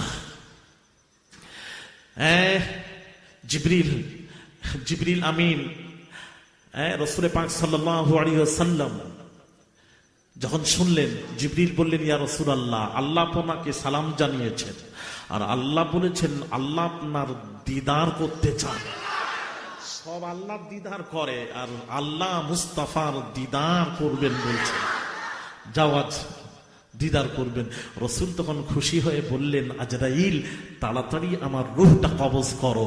যত তাড়াতাড়ি আমার রূহটা কবজ করবে তত তাড়াতাড়ি আল্লাহ রব্বুল আলামিনের সাথে আমার দিদার নসিব হয়ে যাবে। এইবার রসুলের অর্ডার পেয়ে আল্লাহ বলেছিলেন, খবরদার আজরাইল, আমার নবীর অর্ডার না দিলে কাজ করবে না। এটা অন্য নবী ভেবো না, যার ওসিলায় তুমি সৃষ্টি, কুলকায়নাত সৃষ্টি। খবরদার তার কাছে বেয়াদবি করবে না, সে যেভাবে বলবে সেইভাবেই করবে। নবী হুকুম দিলেন, আজরাইল মুখ ঘুরিয়ে ওই সাদা একটা কাপড়ে জমজমের পানি ধোয়া, আবে জমজমে ধোয়া, কথা বুঝতে পেরেছেন? একটা সাদা কাপড় দিয়ে ধরে আস্তে করে আল্লাহর হুকুমের রূহটা বের হয়ে এলো। ওই আত্মাটা নিয়ে সোজা কোথায় গেছিলেন জানেন? সোজা ডাইরেক্ট আল্লাহর কাছে, আল্লাহর কাছে নিয়ে যাওয়া হয়েছিল রাসূলুল্লাহর আত্মা। নিয়ে গিয়ে যখন নিয়ে যাওয়া হয়েছিল, রাসূলুল্লাহর আত্মা আল্লাহর কাছে একটা আবেদন করেছিল, আরজি করেছিল। ওই আত্মাটা কি আবেদন করেছিল সেটা আজকের আমি নয়, আবার আল্লাহ যদি করান পরে আপনাদের শোনাবো, বা অন্য কারোর কাছ থেকে শুনে নেবেন। আপনারা বহু আজ শোনেন তো, অন্য কারোর কাছ থেকে শুনে নেবেন।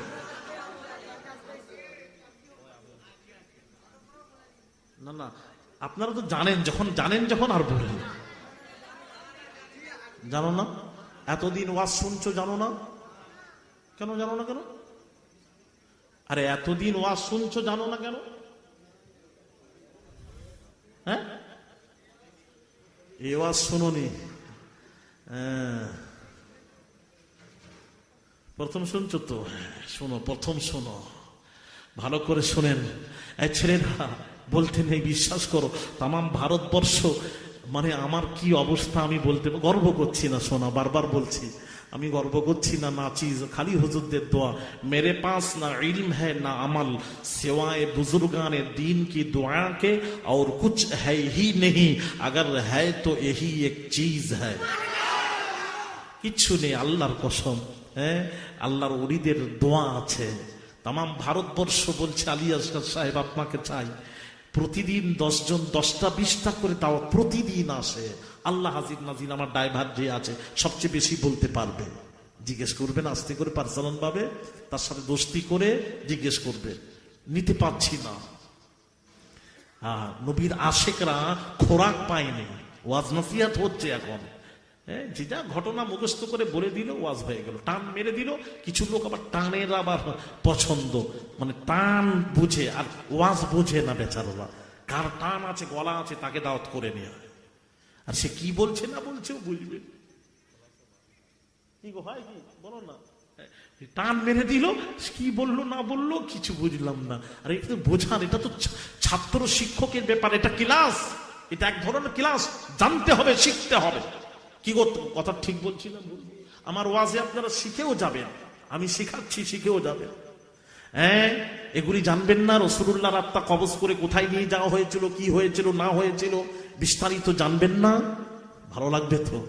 রাসূলুল্লাহর আত্মা আল্লাহর কাছে নিয়ে যাওয়া হয়েছিল সর্বপ্রথম। আমি একদম তাহকিকের সাথে বলছি, গল্প বলছি না। কার কাছে নিয়ে যাওয়া হয়েছিল? আল্লাহর কাছে নিয়ে যাওয়া হয়েছিল। হ্যাঁ, 5 লাখ হুজুর বলতেন আল্লাহ তার হায়াতে তাইয়্যিবা দান করেন। হ্যাঁ, তিনি আমার ওয়াজ শোনেন, জানেন আপনারা? তিনি আমার ওয়াজ শোনেন। হ্যাঁ, ক্যাসেট নিয়ে ছেলেদের কাছ থেকে নিয়ে বলে, বাবাজির ওয়াজ শোনাও। আমার বাবাজিকে বলো, এত মেহনত করছে কেন, শরীরের দিকে একটু লক্ষ্য করতে বলো। তামাম বড় বড় মুহাদ্দিসরা বসে ওয়াজ শোনে, বাংলাদেশের বড় বড় মুহাদ্দিসরা ওয়াজ বসে শুনতে থাকে।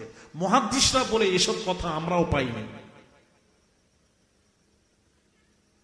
ভাইরা আমার, বাবাজিরা, মা বোনেরা, তাই বলছিলাম, রাসূলুল্লাহর আত্মা আল্লাহর কাছে আবেদন করেছিল। আবেদনটা কি শুনবেন বলছিলেন তো? মেদিনীপুর যাবে তো, বলবো আমি তো। মেদিনীপুরে দাওয়াত গ্রহণ করেছো তো? এখানেই বলছি, কিন্তু দাওয়াত গ্রহণ করলে তো কারা কারা যাবে না হাত তোলো তো, তাতেই তোলো। দেখো, আমার কাছে বসে হাত তুলে বলছে আমি যাব না। এই ছেলেগুলো এত বুঝিয়ে, সত্যি পরিষ্কার কথা। তুমি যাবে না?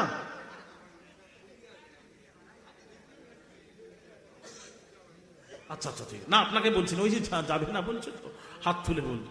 আচ্ছা আচ্ছা, এই বাবাজি, শরীর সুস্থ থাকলে ভালো থাকলে নিশ্চয়ই যাবে, এটা বলছি। কোনো বিপদ আপদ হলে কি করে যাব? আমার যদি বিপদ আপদ হয় জলসা নিয়েছি আসতেই হবে, কোনো মানে আছে না আসতে হবে? সেরকম আপনাদের দাওয়াত দিলাম, যদি সুস্থ থাকেন ভালো থাকেন নিয়ত রাখেন, ভালো থাকলে নিশ্চয়ই যাবেন ইনশাল্লাহ, বড় ইনশাল্লাহ।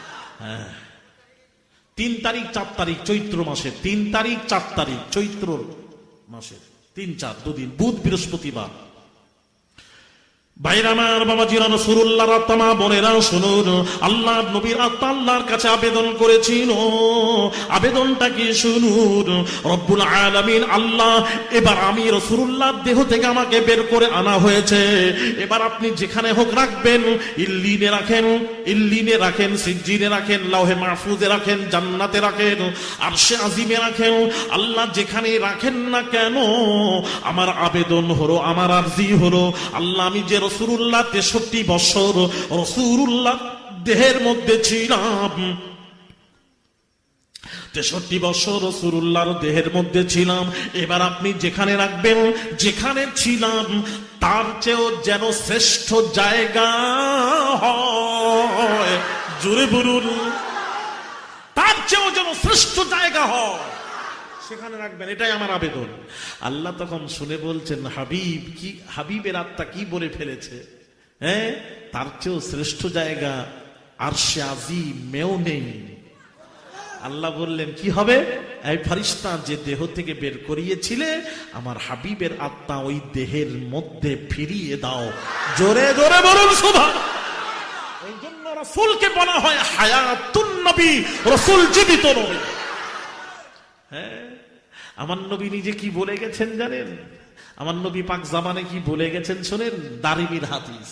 রাসূল বলছেন, আল্লাহ নবী, বিশ্ব নবী রাহমাতুল লিল আলামিন, হুজুর বলছেন, আল্লাহ নবী বলছেন, হায়াতি খায়রুল লাকুম ওয়া মামাতি খায়রুল লাকুম। ওরে উম্মতেরা, আমার হায়াত, আমার মত, আমার হায়াত তোদের জন্য খায়ের, আমার দুনিয়া থেকে বিদায় নেওয়াটাও তোদের জন্য খায়ের, থাকাটাও খায়ের, চলে যাওয়াটাও খায়ের। আমার নবী বলছেন, উম্মতেরা, ও উম্মতেরা, আমার বিদায় কালে, আমি যখন দুনিয়া থেকে আমার ওফাতের পর, ওরে উম্মতেরা তোরা আফসোস করবি না, করবি না, করবি না। ওরে উম্মতেরা, আমার ওফাতের পর তোরা আফসোস করবি না, শোক পালন করবি না।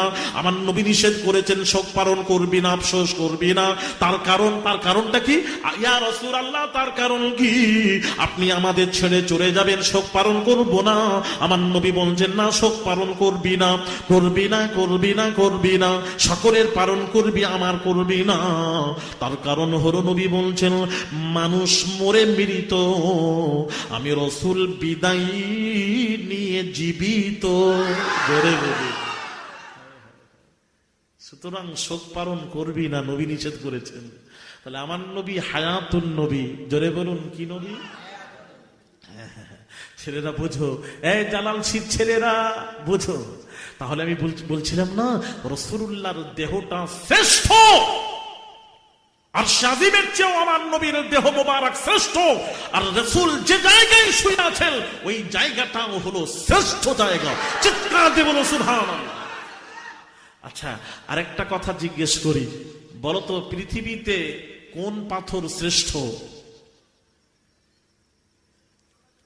তাতেই বলো।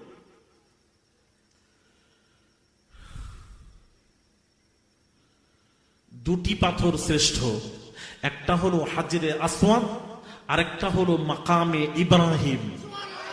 এখানে কেউ হাজী সাহেব নেই? কই হাজী সাহেব? হাত তোলেন।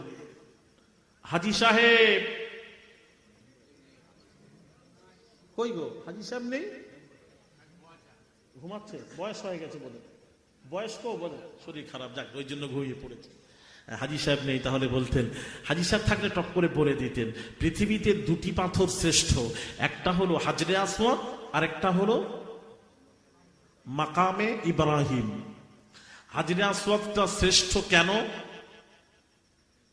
কেন শ্রেষ্ঠ? জান্নাতি পাথর হিসেবে নয়, ভালো করে বলে দিই শোনো। অনেকেই বলে না জান্নাতি পাথর, হিসেবে শ্রেষ্ঠ না।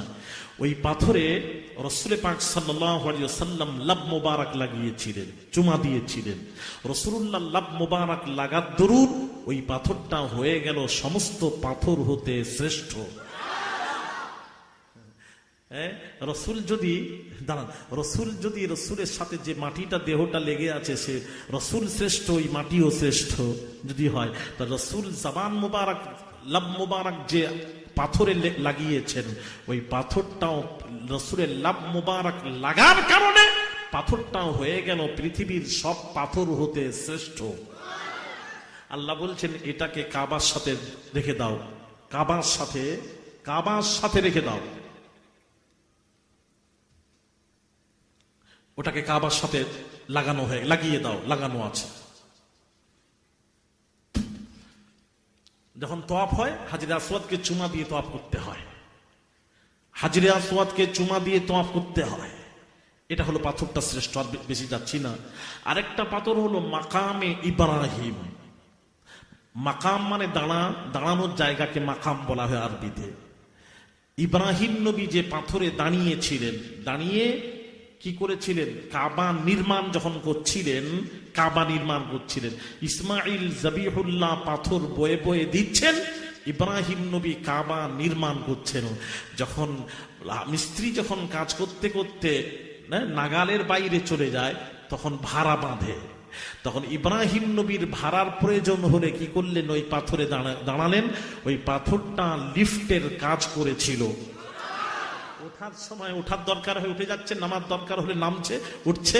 ইব্রাহিম নবী পাথরে দাঁড়িয়ে কাবা নির্মাণ করেছিলেন। আর ওই পাথরটা আপনারা দেখেছেন, ছবিতে দেখেছেন কিনা বুঝতে পেরেছেন জানি না, ওই পাথরে দেখবেন ইব্রাহিম নবীর কদমের এতটা গর্ত চিহ্ন আছে। চিহ্নটা কেন থাকে? পাথরে কদম রাখলে, নবীরা যখন পাথরে কদম মোবারক রাখতেন, পাথরটা নরম হয়ে মোমের মতো গলে গিয়ে নবীদের কদমের চিহ্ন পড়ে যেত। আর আমরা পাথরে পা দিলে নরম হয়ে যায় তো। আর এই মৌলবীরা বলে নবী নাকি আমাদের মতন, বলে কি করে, আমাদের পা পুড়ে যায়। ওরে আল্লাহ, কি হয় আল্লাহ। আর নবীরা কদম মোবারক রাখলে পাথর নরম হয়ে গলে যেত, কদমের চিহ্ন পড়ে যেত। আমার একটা প্রশ্ন শোনেন, ইব্রাহিম নবীর একটা পাথর নয়, ওই মাকাম ইব্রাহিম একটা পাথর নয়, লাখো লাখো পাথরের উপর দিয়ে চলাফেরা করেছেন। পাথরই তো মক্কাতে, পাথরের উপর দিয়ে চলাফেরা করেছেন। আর যে পাথরে চলেছেন কদমের চিহ্ন পড়েছে, কিন্তু পরবর্তীতে সমস্ত চিহ্ন মুছে গেছিল। এখনো পর্যন্ত সেসব চিহ্ন আর নেই। পৃথিবীতে একটাই ইব্রাহিম নবীর কদমের চিহ্ন, ওটা হলো মাকাম ইব্রাহিম। এখনো আছে, ছিল, এখনো আছে, কিয়ামত অবধি থাকবে। আমার প্রশ্ন হলো, আরো তো পাথরে কদম রেখেছিলেন, তার চিহ্ন থাকলো না কেন? এটাই থাকবে কেন? এটাই প্রশ্ন। না, এটা অত নয়, না না না না, এটা আর বলবো না, এটা রেখে যাচ্ছি। এর রহস্য আছে ভেতরে, অনেক রহস্য আছে। আমি এগুলোকে খুঁজে বের করেছি অনেক কষ্ট করে। কি বলছো? হ্যাঁ, রসুলের নাম নিয়েছিল, এর কাছে শুনে নিবে বাবু।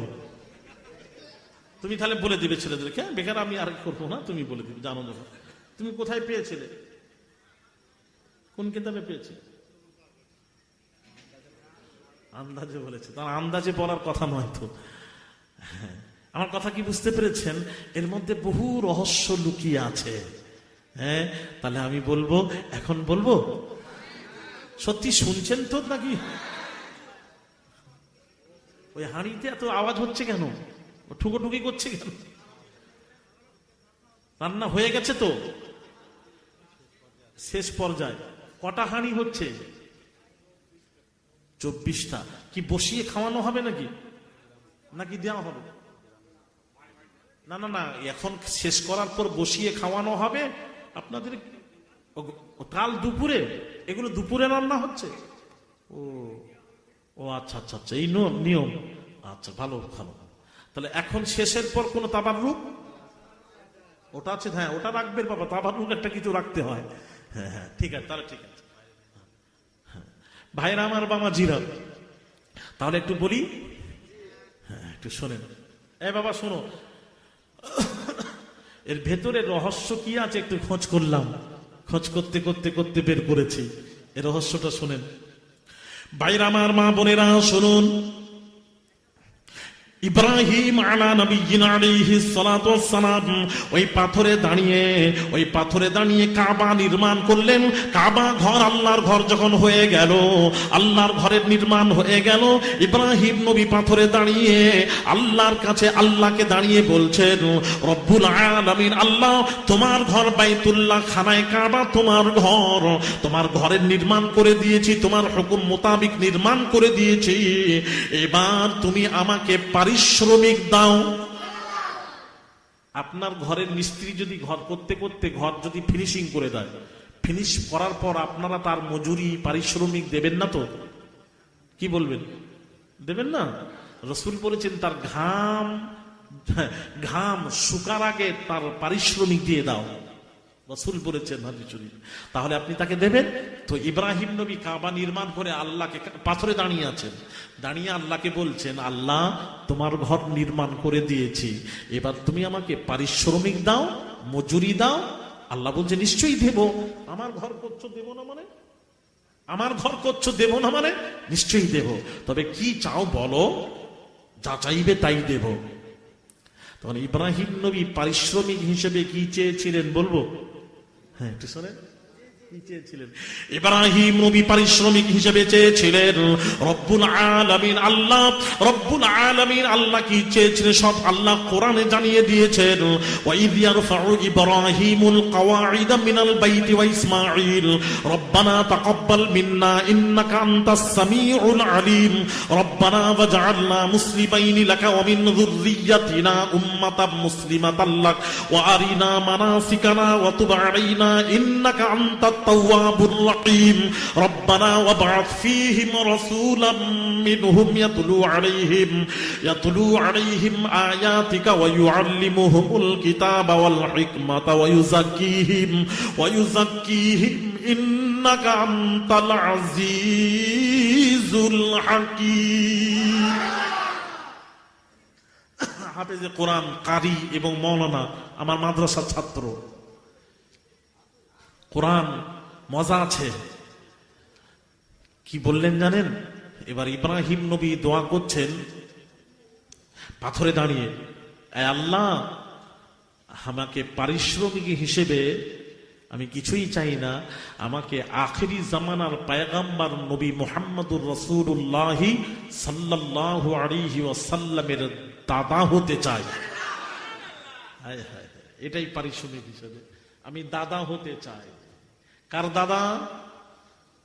আখিরি নবীর দাদা হতে চাই। হ্যাঁ বুঝতে পারছেন না? আখিরি নবীর দাদা হতে চাই আমি, আখিরি জামানার পয়গম্বর নবী মুহাম্মদুর রাসূলুল্লাহ সাল্লাল্লাহু আলাইহি ওয়াসাল্লামের দাদা হতে চাই। হ্যাঁ, আল্লাহ তা গ্রহণ করলেন। জোরে বলুন, দাদা বানালেন। কোরআন লা উকসিমু বিহাযাল বালাদ ওয়া আনতা হিল্লুম বিহাযাল বালাদ ওয়া ওয়ালিদিন ওয়া মা ওয়ালাদ। জোরে ওয়ালিদ, এখানে ওয়ালিদের তরজমা দেখবেন, ব্যাখ্যা দেখবেন, তাফসীর দেখবেন। ইব্রাহিম নবীর কসম খাচ্ছেন আল্লাহ। আর একটু জোরে বলা যাবে না? ইব্রাহিম নবীর কসম খাচ্ছেন ওয়ালিদি ওয়া মা ওয়ালাদ। ইব্রাহিম নবীর কসম খেলেন আল্লাহ। ভাইরা আমার, আল্লাহ তাআলা ইব্রাহিম ইব্রাহিম নবীকে আখিরি নবীর দাদা বানিয়ে দিলেন। জোরে বলুন। এখানে আর কোনো প্রশ্ন নেই তো? এখানে আবার একটা প্রশ্ন আসবে, হুজুর পারিশ্রমিক হিসেবে আর দুনিয়ার কিছু দোয়া ছিল না? ইব্রাহিম নবীর দাদার দোয়া কেন চাইলেন? কেন চাইলেন? ওই কেনতে আবার যেতে চাই। আমি আবার গভীরে ঢুকলাম, রহস্য কি আছে? ইব্রাহিম নবীর দোয়া চাওয়ার ভেতরে রহস্য কি আছে? আবার খোঁজ করলাম, আবার পেয়েছি। কি পেয়েছি একটু বলে দিই। কিয়ামতের দিন মা বোনেরা শুনবেন, কিয়ামতের দিন আল্লাহ তাআলা সমস্ত নবীদেরকে ডাকবেন কিভাবে? নাম ধরে ডাকবেন। ইয়াম এই আদম, এই নূহ, এই ইব্রাহিম, এই নূহ, এই মূসা, এই ঈসা, এই ইয়াহইয়া, এই ইয়াকুব, এই লূত, এই সুলাইমান, এই দাউদ। এইভাবে নাম ধরে আল্লাহ তাআলা সমস্ত নবীদের নাম ধরে ধরে ধরে ধরে ডাকবেন। এইভাবে ডাকবেন, এই দাউদ, এই সুলাইমান, এই ইয়াকুব, এই ইউসুফ, এই লূত, এই শুআয়ব, এই সালেহ, এইভাবে ডাকবেন। এই শুআয়ব, এইভাবে ডাকবেন। আর ইব্রাহিম নবীকে যখন আল্লাহ ডাকার হবে ডাকবেন, এই ইব্রাহিম বলে ডাকবেন না, ডাকবেন না, ডাকবেন না। ইব্রাহিম নবীকে আল্লাহ যখন ডাকবেন এইভাবে ডাকবেন। আখিরি জামানার পয়গম্বর নবী মুহাম্মদুর রাসূলুল্লাহ সাল্লাল্লাহু আলাইহি ওয়াসাল্লামের দাদা ইব্রাহিম কোথায়? জোরে বলুন। হায় হায় হায়, সব নবীকে এইভাবে ডাকবেন, এই আদম, এই নূহ, এই মূসা, এই ঈসা। আর আমাদের নবীকে এই ইব্রাহিম ডাকবেন না, এই আখিরি জামানার নবীর নাম ধরে ডাকবেন। আখিরি জামানার পয়গম্বর নবী মুহাম্মদুর রাসূলুল্লাহর দাদা ইব্রাহিম কোথায়? এসো, জোরে জোরে বলুন। নিসবত ধরে ডাকা হবে, সম্পর্ক ধরে ডাকা হবে। এই জন্য তিনি দোয়া চেয়েছিলেন, দাদার দোয়া। আল্লাহ ইব্রাহিমের বংশে পাঠালেন, জোরে বলুন। এবার বুঝতে পেরেছেন তো? এই কথাই বলেন।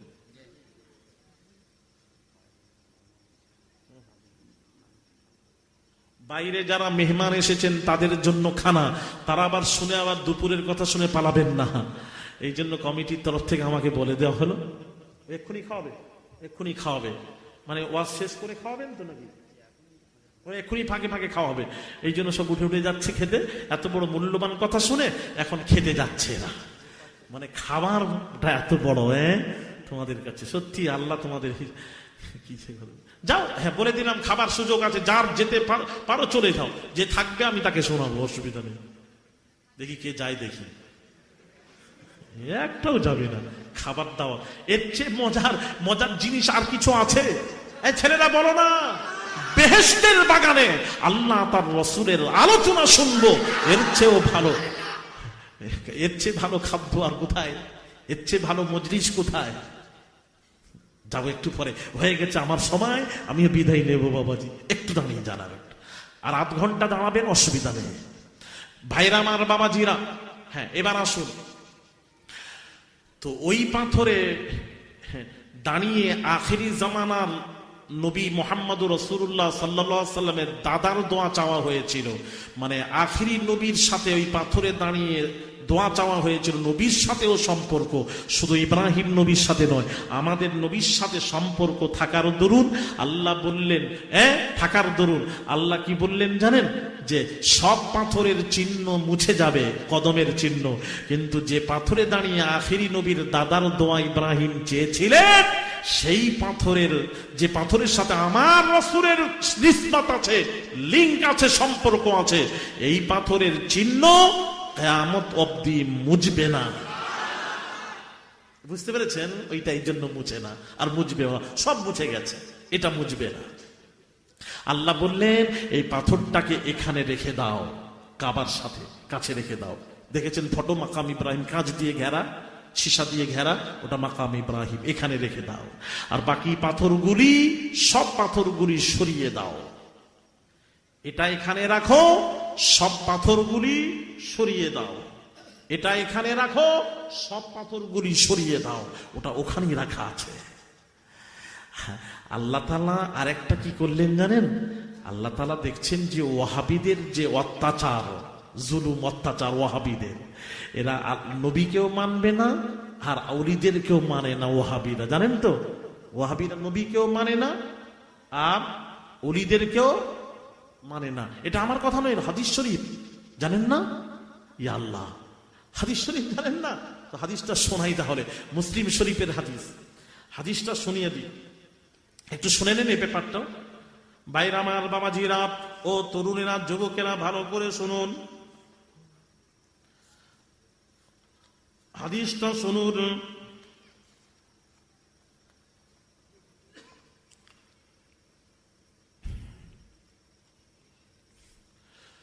রাসূল পাক সাল্লাল্লাহু আলাইহি ওয়াসাল্লাম দোয়া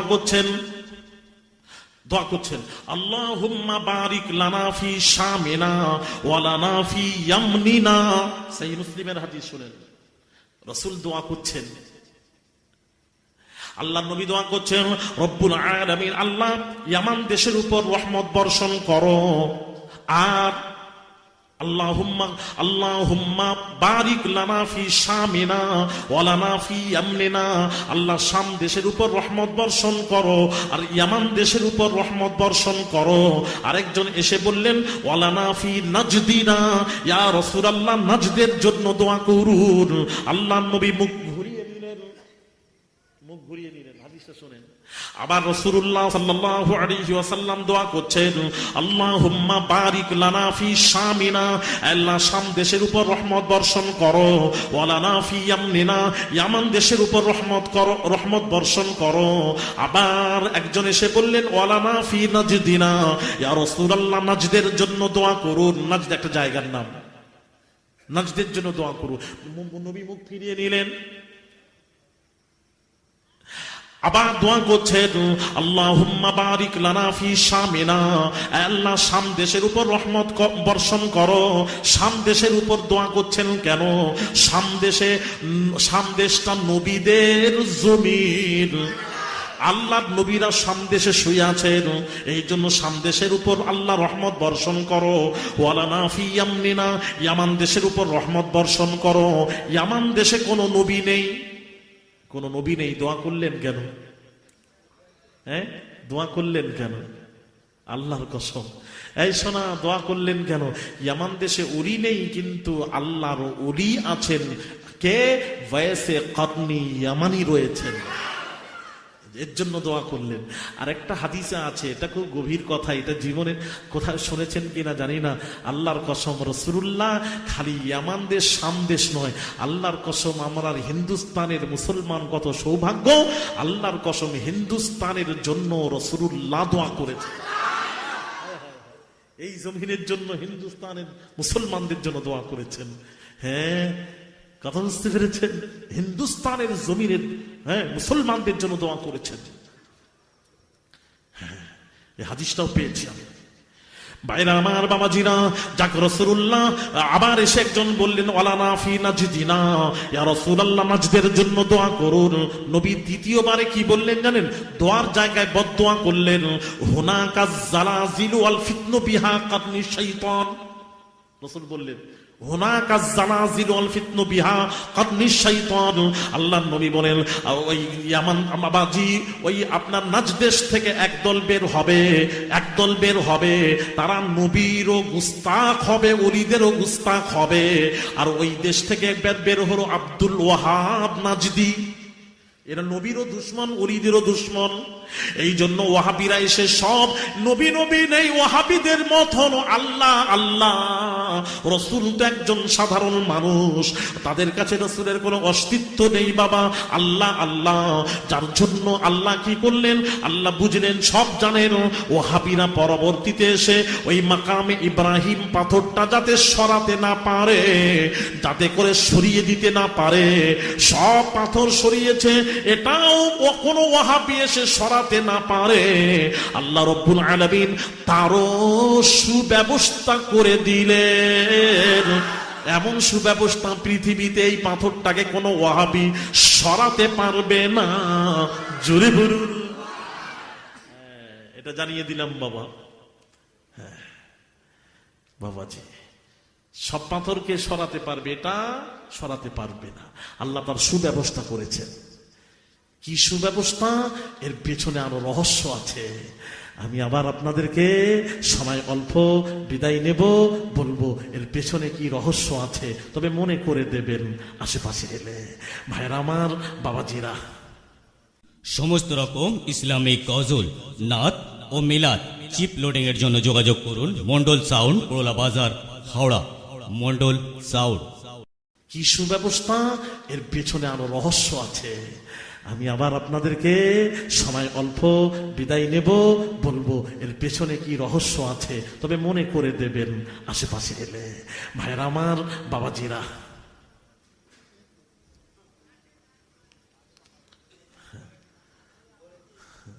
হ্যাঁ বলে দেব, কে কে শুনবেন তাহলে শুনবেন, তাকে বলবো। না না, হাত তুলতে হবে। শুনবেন কি? শুনবেন তো? বলবো, দেখবেন কেমন করে পিছাবে। দেখবেন আমার একটা শর্ত আছে শোনানোর, যারা হাত তুলেছেন 1000 টাকা করে দেবেন নবীর মজলিসে। না, যারা হাত তুলেছেন সকলেই দিতে হবে না, আমি ছেড়ে দিলাম, হাত ছেড়ে দিলাম, হাত ছেড়ে দিলাম। আপনি 30 জন হাত তুলে বলবেন 1000 টাকা করে। যান, 1 2 3, দিতেই তো হবে, আপনার তুলেন, তাতেই তুলেন। 4 5 6 7 8 9 10, এই লিখো গো, একটু জানে লিখিয়ে দেন, একটু জানো, একটু লিখে 10 হয়েছে, আর 20 জন সোনা, ও সোনা দিতেই হবে, সেই তো আমি কালেকশন করবো, টপ করে দিয়ে দেন, তাহলে এটা বলে দেবো, ভালো হবে, সুবিধা হবে। লেখেন 30টা 1000 টাকা করে, 30টা 1000 টাকা নবীর জন্য দেবেন। দেখেন, এই দেখেন নবীর কথা শুনলেন, কত ভালো ভালো কথা। হ্যাঁ, নবীর কথা শুনবেন, বলুন, আমি বলবো যে 30টা না হলে বলবো না, আমি বলে দিচ্ছি পরিষ্কার কথা। না না, বলুন বলুন, কোনো বলুন না, 30টা হতে হবে। 30টা বলেছে, আমার কথাও রাখতে হবে, আমি সব কথা রাখবো, আপনি আমার কথা একটা রাখবেন না, এটা হতে পারে না, ভালোবাসা হয় না। হাত তুলেন, যারা যারা তুলেছিলেন হাত আরেকবার তুলেন, লেখা তুলেন, তুলে রাখেন, তুলে রাখেন, লেখা। এই লেখো, কটা হলো গো, দাঁড়িয়ে দেখো, হাত তুলেন, তুলেন। এই সবে 8 জন হয়েছে।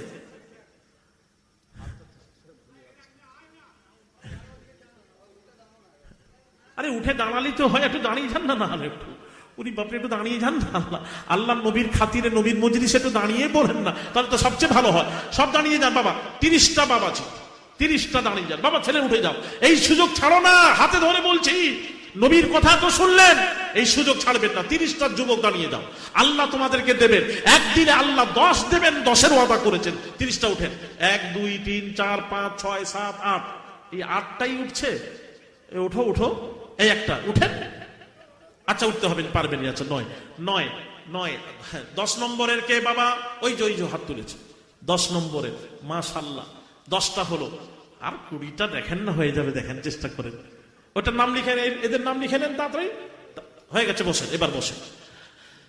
আর 20টা সোনা, আর 20টা বাবাজি, বাপ মা, দাদা দাদি, নানা নানি, আত্মীয় স্বজন, মায়ের মুরব্বী মারা গেছেন, ও সন্তানেরা, সেই মায়ের কথা কি মনে পড়ে না, পড়ে না, পড়ে না?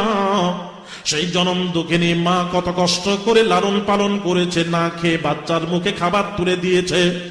ওরে সন্তানেরা, মা অসুস্থ, মা ঘরে ঘরে গিয়ে বাবাজি সাহায্য চেয়েছে, আমার ছেলের অপারেশন হবে, আমার সাহায্য করুন, আমার কিছু নেই, ওই সাহায্য চেয়েছে, নিয়ে এসে ছেলেকে ডাক্তার দেখিয়েছে।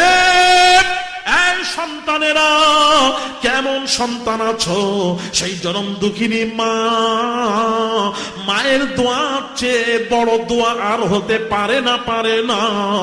আল্লাহ নবী, বিশ্ব নবী রাহমাতুল লিল আলামিনের কাছে আবু হুরায়রা রাদিয়াল্লাহু তাআলা আনহু ফপিয়ে ফপিয়ে কাঁদছিলেন। এমন সময় নবীজি বললেন, আবু হুরায়রা রে, কাঁদছো কেন, কি হয়েছে? আবু হুরায়রা বললেন, ইয়া রাসূলুল্লাহি, ইয়া হাবিবাল্লাহ, হুজুর আমার মা আমাকে মেরেছে। কেন তোমার মা তোমাকে মারলো কেন? ইয়া রাসূলুল্লাহ, আমার মা ইসলাম কবুল করে নাই, আমি ইসলাম কবুল করেছি, গভীর রাত্রিতে বাড়িতে গেছি। মা জিজ্ঞেস করলেন, আবু হুরায়রা রে, কোথায় ছিলি, আসতে দেরি হলো কেন? আমি সত্য কথা বললাম, রাসূলুল্লাহর দরবারে ছিলাম, আসতে দেরি হয়েছে। ইয়া রাসূলুল্লাহ, ইয়া হাবিবাল্লাহ, হুজুর আমার মায়ের শরীরে বাবা আগুন ধরে গেল, সহ্য করতে পারলেন না, মা আমাকে মেরেছেন। আর বলছেন, এই বেটা আবু হুরায়রা রে, রাসূলুল্লাহর দরবারে যেতে পারবি না, পারবি না, নবীর দরবার তোকে ছাড়তে হবে। আবু হুরায়রা বলেন, আম্মা জান, তামাম পৃথিবী ছাড়তে রাজি আছি, রাসূলুল্লাহর কদম ছাড়া আমি আবু হুরায়রা আমার পক্ষে সম্ভব নয়। মা শুনে আবার মারলেন, মারছেন, আমি মার খাচ্ছি। ও আল্লাহ নবী, ইয়া রাসূলুল্লাহ, এই জন্য মা আমাকে মেরেছেন। আল্লাহ নবী সব শোনার পর কি বলেছিলেন, আবু হুরায়রা রে, তোমার মা তোমাকে মেরেছেন, এই ব্যাপারে তুমি রাসূলুল্লাহকে নালিশ করতে এসেছো, মায়ের ব্যাপারে আমি রাসূলুল্লাহ কোনো ফায়সালা করতে পারবো না। আজকাল আবার কিছু ছেলেরাই হাদিস অনুযায়ী কি সাব্যস্ত হলো, আজকাল ছেলেরা বাপ মায়ের বিরুদ্ধে প্রধান সাহেবের কাছে বিচার নিয়ে যায়, প্রধান সাহেব আর বিচার করেন, এই প্রধান, এই বিচার করনেওয়ালা। রাসূলুল্লাহ নিজে বলছেন, মা যদি কোনো সন্তানকে মারে, আমি রাসূল পৃথিবীর সব ফায়সালা করতে পারবো, মায়ের ব্যাপারে কোনো ফায়সালা করতে পারবো না। তাহলে মা যদি বলেন আর রাসূল যদি বলেন মায়ের ব্যাপারে কোনো ফায়সালা করতে পারবো না, পৃথিবীতে কে আছে মায়ের বিরুদ্ধে নালিশ নিয়ে যায় আর সে ফায়সালা করে দেয়? খবরদার, হাতে ধরে বলি, মায়ের বিরুদ্ধে কোথাও যাবে না শোনা, হাতে ধরে বলছি। একজন এখন প্রশ্ন আসবে, হুজুর আমার মা যদি আমার উপর জুলুম করে, প্রশ্ন আসতে পারে। প্রশ্ন রাসূলুল্লাহর কাছে এসেছিল হাদিস শরীফ, ইয়া রাসূলুল্লাহ ইয়া হাবিবাল্লাহ, হুজুর আমার মা আমার উপর জুলুম করে। রাসূল বললেন, জুলুম যদি করেও, ইয়া রাসূলুল্লাহ ইয়া হাবিবাল্লাহ, হুজুর দ্বিতীয়বার আমার প্রশ্ন এলো, ইয়া রাসূলুল্লাহ আমার মা আমার উপর জুলুম করে। রাসূল বললেন, জুলুম যদি করেও। তৃতীয়বার প্রশ্ন হলো, ইয়া রাসূলুল্লাহ ইয়া হাবিবাল্লাহ, হুজুর মা আমার উপর জুলুম করে। নবীজি বললেন, জুলুম যদি করেও তবুও মায়ের সাথে অসৎ ব্যবহার করা যাবে না। ও সোনা গো, সেই জনম দুঃখিনী মায়ের নামে 1000 টাকা দেবেন। ওই বাপের নামে কত কষ্ট করে রোজগার কামাই করে ছেলেকে মানুষ করেছে, ওই বাপ মারা গেছে, বাপের নামে 1000 টাকা দেবেন। দাদা দাদি নানা নানির নামে 1000 টাকা দেবেন। সন্তানেরা মা বোনেরা দেবেন। তারা আজ আমাদের দিকে তাকিয়ে আছেন, তাদের নামে যখন দেবেন, রাসূলুল্লাহর কাছে প্রশ্ন এলো, ইয়া রাসূলুল্লাহ ইয়া হাবিবাল্লাহ, হুজুর নাহুজ্জাল মাউতানা ওয়ানাতাসাদ্দাকাল মাউতানা, ইয়া রাসূলুল্লাহ ইয়া হাবিবাল্লাহ, হুজুর আমার বাপ মা দাদা দাদি নানা নানি আত্মীয় স্বজন মারা গেছেন, তাদের রূহের মাগফিরাতের উদ্দেশ্যে আমি যদি দান করি, এর সব দাদা দাদি পাবে কিনা, বাপ মা পাবে কিনা জানতে এসেছি। আল্লাহর নবী বললেন, নাম হা। আমি রাসূলুল্লাহ বলছি, বাপ মা দাদা দাদি নানা নানি শ্বশুর শাশুড়ি মাই মুরব্বি ভাই বোনের নামে যদি তোমরা দান করো, কামসালিল জিবাল, পাহাড় সমতুল্য সওয়াব ওই দাদা দাদি বাপ মা দাদা দাদির রুহে আল্লাহ পৌঁছে দেবেন। জুড়ে বলুন। কটা হলো বাবা? 11টা 12টা। তাহলে তোমাদের শোনার ইচ্ছা নেই, যাক ছেড়ে দাও। কথা বুঝতে পেরেছেন বাবাজি? হ্যাঁ, 30টা বলেছিলাম গো, 30টা। একটা ছেলে এমন নয় নবীর মোহাব্বতে। আচ্ছা 10 যা হয়েছে 12টা, আর 12টা নবীর নামে 12 জন দাঁড়িয়ে যাও, বাস যাও, ছেড়ে দিল। আর 12টা নবীর নামে অক্ষর হরুফ হলো 12টা, আমার নবীর নামে 12টা 1000 টাকা করে নবীর নামে দেবেন। কে আছো বাবা বল দেখি, কে আছে? নতুন করে আবার 12টা করে দেন, যান ছেড়ে দিচ্ছে আপনার, 30টা ছেড়ে দিচ্ছে। ওই একটা হলো, 12টার মধ্যে একটা হলো, আর 11টা। বাবাজি কথা হলো, টাকার জন্য এরকম নিজের ঘরের সন্তান যদি একটু অসুস্থ হতো, নিজের বিবি অসুস্থ হলে তুমি ছুটে যেতে ডাক্তার দেখাতে। হ্যাঁ, আর রাসূলের কথা যখন বলছি চুপ করে বসে আছো। হ্যাঁ, আমাদেরকে সেই জন্য আমরা মোমেনকে জানেন? মোমেনকে জানো তো? রাসূলুল্লাহর হাদিস শোনো গো বাবা ছেলেরা, ওই নামাজ রোজার নাম মোমেন নয়। যে নামাজ পড়লো, রোজা রাখলো, হজ করলো, যাকাত দিল, সে মোমেন নয়। মোমেনকে বলছি, শোনেন হাদিসটা, আমরা রাসূলুল্লাহর জবান থেকে শুনবো। ইয়া রাসূলুল্লাহ, মোমেনকে, লা ইউমিনু আহাদুকুম হাত্তা কুনা হাব্বা ইলাইহি মিন ওয়ালিদিহি ওয়া ওয়ালাদিহি ওয়ান নাসি আজমাইন। আল্লাহর নবী বলেন, মোমেন হতে পারবে না ওই ব্যক্তি যে নাকি আমি রাসূলুল্লাহ চেয়ে নিজের বিবিকে ভালোবাসলো, বাল বাচ্চাকে ভালোবাসলো, সন্তানাদিকে ভালোবাসলো, ধন দৌলতকে যে আমার চেয়ে বেশি ভালোবাসলো, সে যতই নামাজ রোজা করুক না কেন, সে কখনো মোমেন হতে পারবে না। আল্লাহর নবী বললেন, মোমেন ওই ব্যক্তি যে নাকি বিবি, ছেলে, টাকা পয়সা, আত্মীয় স্বজন, এমনকি নিজের জানের চেয়েও আমি রাসূলুল্লাহকে ভালোবাসলো, ওই ব্যক্তি হলো কামেল মোমেন। হ্যাঁ, যে সবচেয়ে আমাকে ভালোবাসলো সে মোমেন। ওমর ফারুক রাদিয়াল্লাহু তাআলা আনহু প্রেজেন্ট ছিলেন, বলেছিলেন ইয়া রাসূলুল্লাহ ইয়া হাবিবাল্লাহ হুজুর, আমি ওমর বিবি ছেলে টাকা পয়সা আত্মীয় স্বজনের চেয়ে আপনাকে বেশি বেশি ভালোবাসতে পেরেছি, কিন্তু ইয়া রাসূলুল্লাহ ইয়া হাবিবাল্লাহ হুজুর, নিজের জানের চেয়েও বেশি আপনাকে ভালোবাসতে পারিনি।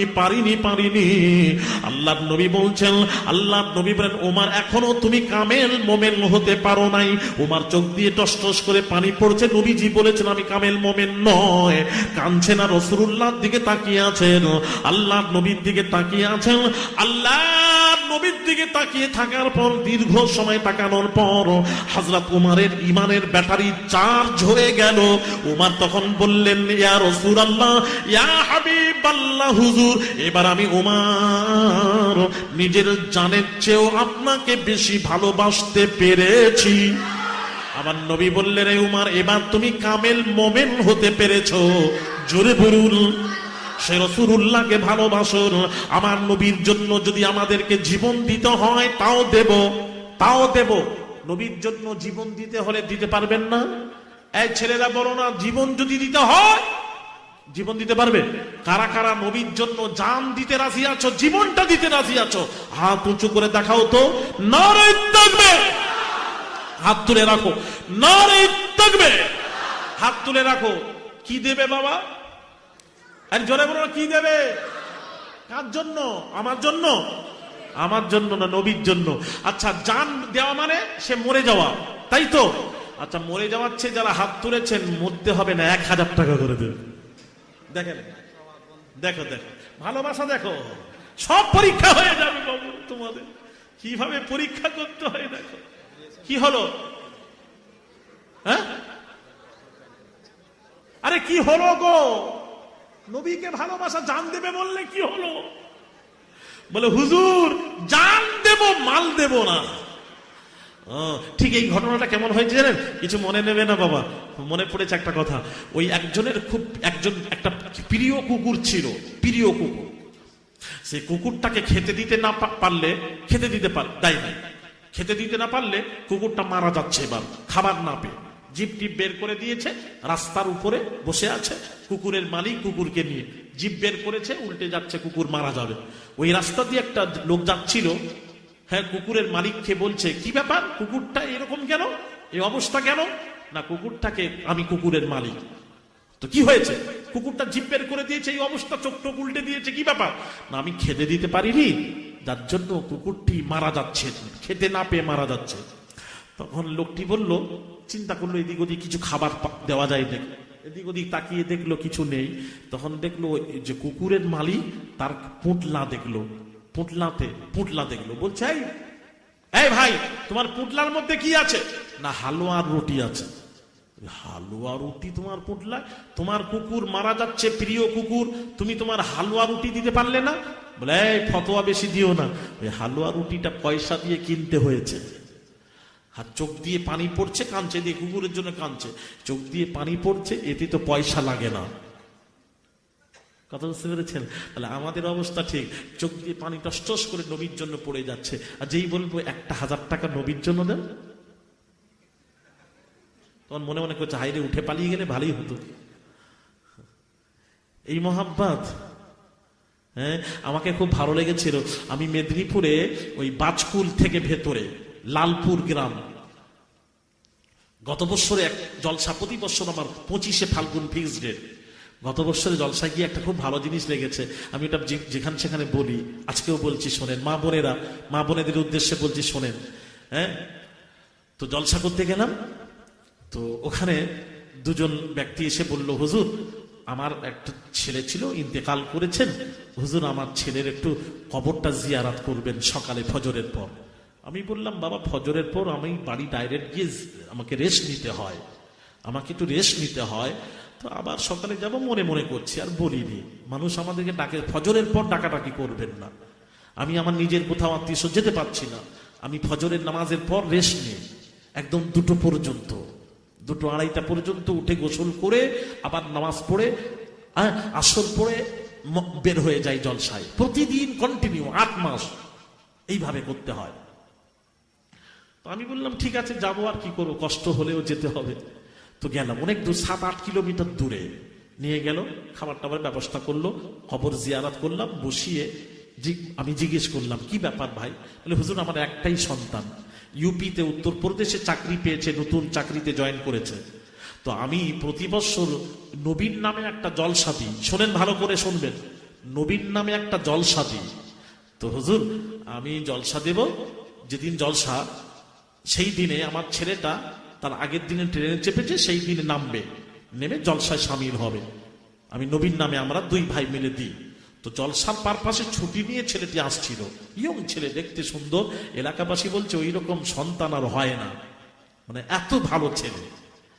তো আস্তে আস্তে ওই বর্ধমানে গাড়ি চেঞ্জ করে বর্ধমানে একটা লোকালে চেপেছে, লোকালে চেপে কলকাতা হাওড়াতে আসবে।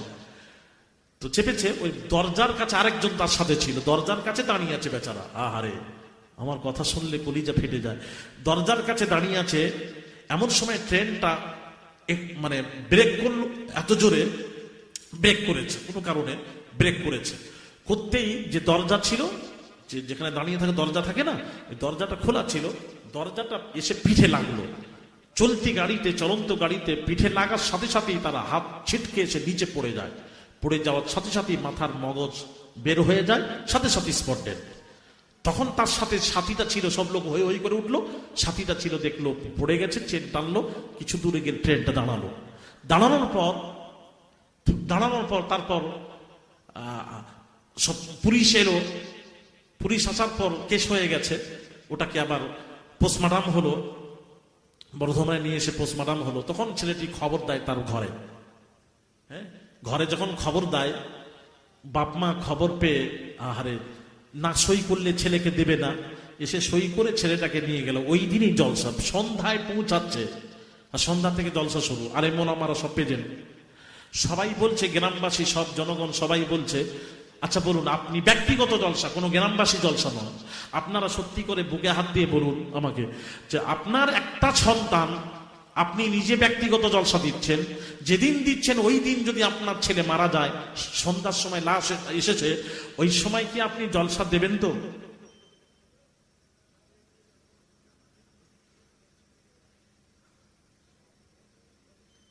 আরে কাকে বলছি, কে কি বলছি আমি বুঝতে পারেন নাকি বাংলা?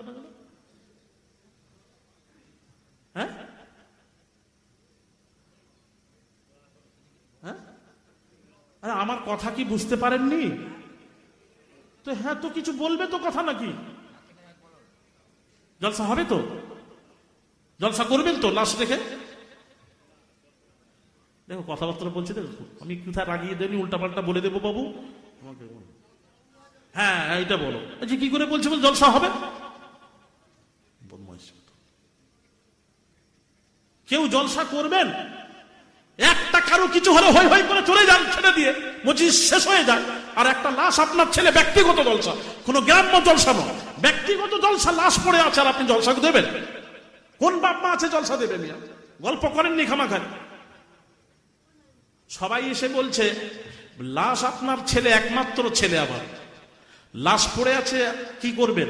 জলসাটা স্টপ রাখুক, পরে একদিন করবেন। কি বলছে জানেন ছেলেটির বাপ? কি উত্তর দিচ্ছে শোনেন, কোরবান যাই, কোরবান যাই। আল্লাহ গো, আমার শুনে আমার কলিজা ঠান্ডা হয়ে গেছে। ছেলেটির বাপ, আমরাও পারবো না, সত্যি কথা, আমাদের ঈমান সেরকম নেই। ছেলেটির বাপ বলছে, আমার কাছে আমার ছেলের চেয়েও আমার রসুল প্রিয়,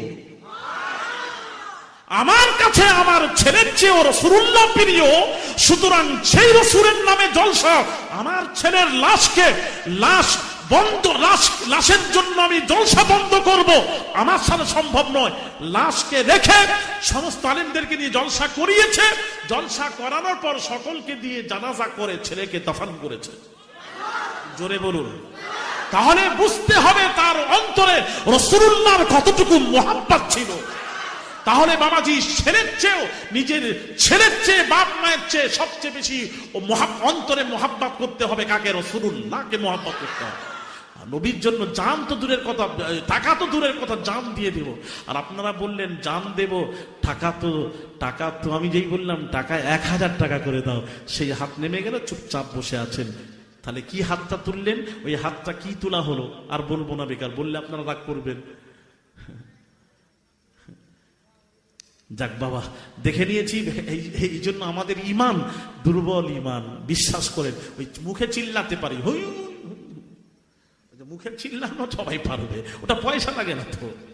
এখন এই পয়সা লাগবে এক্ষুনি। যদি আপনি সত্যি করে বলেন, আপনার যদি কিছু হয়ে যায়, আপনার সন্তানের কিছু হয়, বলেন আপনি ডাক্তারের কাছে নিয়ে যাবেন কি না, বলুন। বলো বাবা বলো, আর কথা বলেনি। ডাক্তারের কাছে নিয়ে যাবেন না তো? ডাক্তার কাছে নিয়ে গেলে তো ডাক্তার বলবে এক্ষুনি ভর্তি করো, সিরিয়াস। তখন কি করবেন? ভর্তি করতে গেলে বলে 50-60 টাকা আগে দেন। কি করবেন? ওখান তখন বেরিয়ে যাবে, জমি বিক্রি করলেও বেরিয়ে যাবে। আর এখানে জমি জামা কিছু বিক্রিও করতে হবে না, 1000 টাকা। পুরো আফসোস করে বলছি আমি, আজ কোথায় গেছি আমরা? আজ এই মুসলমান এই জাতি মার খাবে না তো কোন জাতি মার খাবে? আহারে, এক সময় রাসূলুল্লাহ কাবার সামনে দাঁড়িয়ে, কাবার সামনে দাঁড়িয়ে বলছেন, চাচ্ছেন, আল্লাহ নবী চাচ্ছেন, চাঁদা চাচ্ছেন, বিশ্ব নবী চাঁদা চেয়েছেন। আল্লাহর কসম, সাহাবীরা দিতে আরম্ভ করলেন। জিজ্ঞেস করছেন কত দিলে? না ইয়া রাসূলুল্লাহ, 4 আনা রেখে 4 আনা দিয়েছি, 12 আনা রেখেছি। তুমি কত দিলে? হাফ রেখে হাফ দিয়েছি। উমার কত দিলে? 12 আনা দিয়েছি, 4 আনা আছে। আবু বকর তুমি কত দিলে? না ইয়া রাসূলুল্লাহ, আমার ঘরে আর কিচ্ছু নেই, আল্লাহ তার রাসূল ছাড়া সব দিয়ে দিয়েছি। আল্লাহ সব দিয়ে দিয়েছি, পরনের কাপড়টাও নেই। চড়ছে না বাবাজি, খেজুর গাছের বাবাজি কাঁটা নিয়ে বোতাম বানিয়ে রাসূলুল্লাহ দরবারে হাজির। নবীর অবস্থা দেখে, আবু বকরের অবস্থা দেখে আল্লাহ তাআলা জিবরিল পাঠিয়ে বলছেন, আল্লাহ বলছেন, এ ফেরেশতা, আমার আবু বকর নবীর নামে সব কুরবান করে দেখো, চট গায়ে দিয়েছে। এই ফেরেশতা, এই আবু বকরের পোশাক তোরাও সব পরে নে। আর ফেরেশতা জিবরিল, যাও আমার আবু বকরকে, নবীকে গিয়ে সংবাদ দিয়ে দাও, আবু বকরকে আমার সালামটুকু পৌঁছে দাও। আর আমি আল্লাহ আবু বকরের উপর রাজি, সন্তুষ্ট এবং রাজি হয়ে গেছি। পুরুষের মধ্যে যাকে আল্লাহ সালাম জানিয়েছেন তিনি হলেন আবু বকর। আর নারীদের মধ্যে যাকে আল্লাহ সালাম জানিয়েছেন তিনি হলেন খাদিজাতুল কুবরা রাদিয়াল্লাহু তাআলা আনহাকে নবীজি সালাম জানিয়েছেন। আমি বলবো বাবাজি, আচ্ছা মা বোনেদের মধ্যে কেউ আছেন 1000 টাকা করে দিয়ে 12টা পূরণ করবেন? 11টা হয়েছে, 11টা পূরণ করবেন? কেউ আছেন? একটু হাত তুলে নাও। আরেকবার বলছি, এবার দ্বিতীয়বার আর দেরি না করে 11 জন হাত তুলেন, কোনো অসুবিধা নেই। একদিনে আল্লাহ রাস্তায় মান জা আবিল হাসানাতি ফালাহু আশরু আমসালিহা, একদিনে আল্লাহ 10 দেবেন, 10-এর ওয়াদা করেছেন। আল্লাহর কসম, বিশ্বাস করো, কোরআন, আমি আলী আসগারের কথা নয়, কোনো মৌলবীর কথা নয়। আল্লাহর কোরআন বলছে 1000 দিন 10,000 টাকার ব্যবস্থা আল্লাহ করে দেবেন। 1000 টাকা করে আর 11 জন।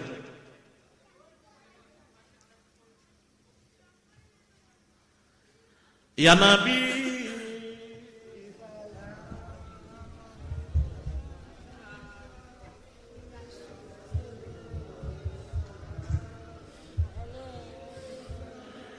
ইয়া হাবিব সালামুল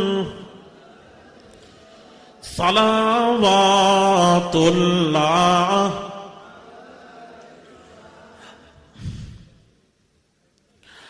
आप सुल्ताने ए मदीना महबते वहयो सकीना नूर से मामूर सीना मिश्क से बेहतर पसीना या नबी या रसूल या हबीब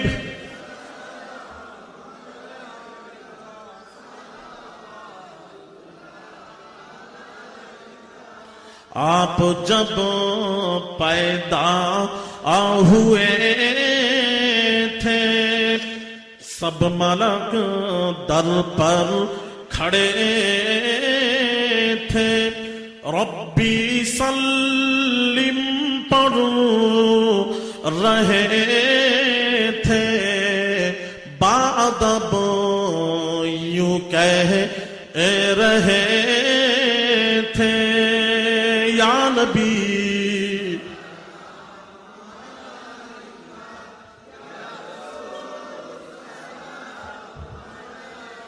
या हबीब सलाम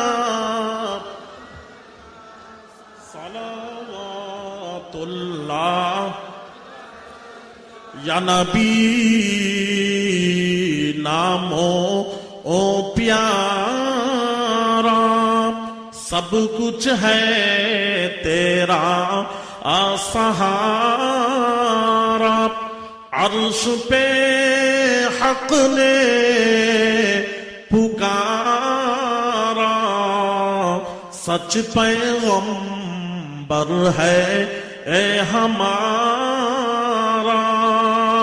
या नबी या रसूल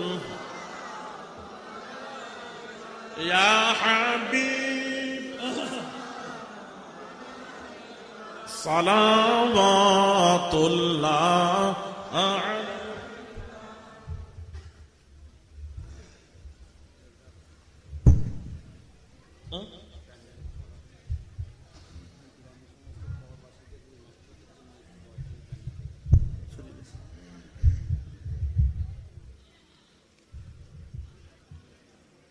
এই গ্রামবাসীর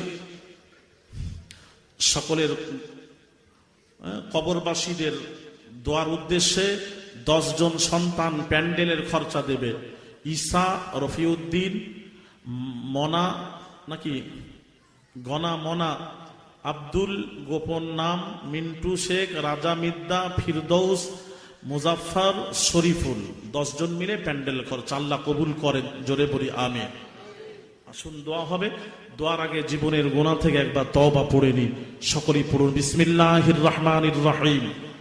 আয় আল্লাহ তাআলা, আমি সমস্ত গুনাহ হইতে তওবা করিতেছি। আস্তাগফিরুল্লাহ রব্বি মিন কুল্লি যামবি ওয়া আতুবু ইলাইহি। আশহাদু আল্লা ইলাহা ইল্লাল্লাহু ওয়া আশহাদু আন্না মুহাম্মাদান আবদুহু ওয়া রাসূলুহু। লা ইলাহা ইল্লাল্লাহ মুহাম্মাদুর রাসূলুল্লাহ সাল্লাল্লাহু আমিন। রব্বুল আলামিন, আল্লাহ এই নবীর মজলিসকে উদ্দেশ্য করে যে যা খতম করেছে, আল্লাহ গো কয় খতম? 133 খতম কোরআন শরীফ তেলাওয়াত করা হয়েছে। আল্লাহ 1000 কলমা শরীফ এবং সন্ধ্যার পর থেকে নিয়ে যা কিছু আলোচনা হয়েছে, আমি গুনাহগার, যা কিছু আলোচনা করে দুরুদ ও সালাম পড়ে হাতখানা তুলেছি মাবুদ। তেলাওয়াতের মধ্যে বলার মধ্যে ভুল হলে ক্ষমা করে যা কিছু সওয়াব আতা করবেন সোনার মদিনায় নবী পাকের রওজা মুবারকের সবখানা পৌঁছে দিন।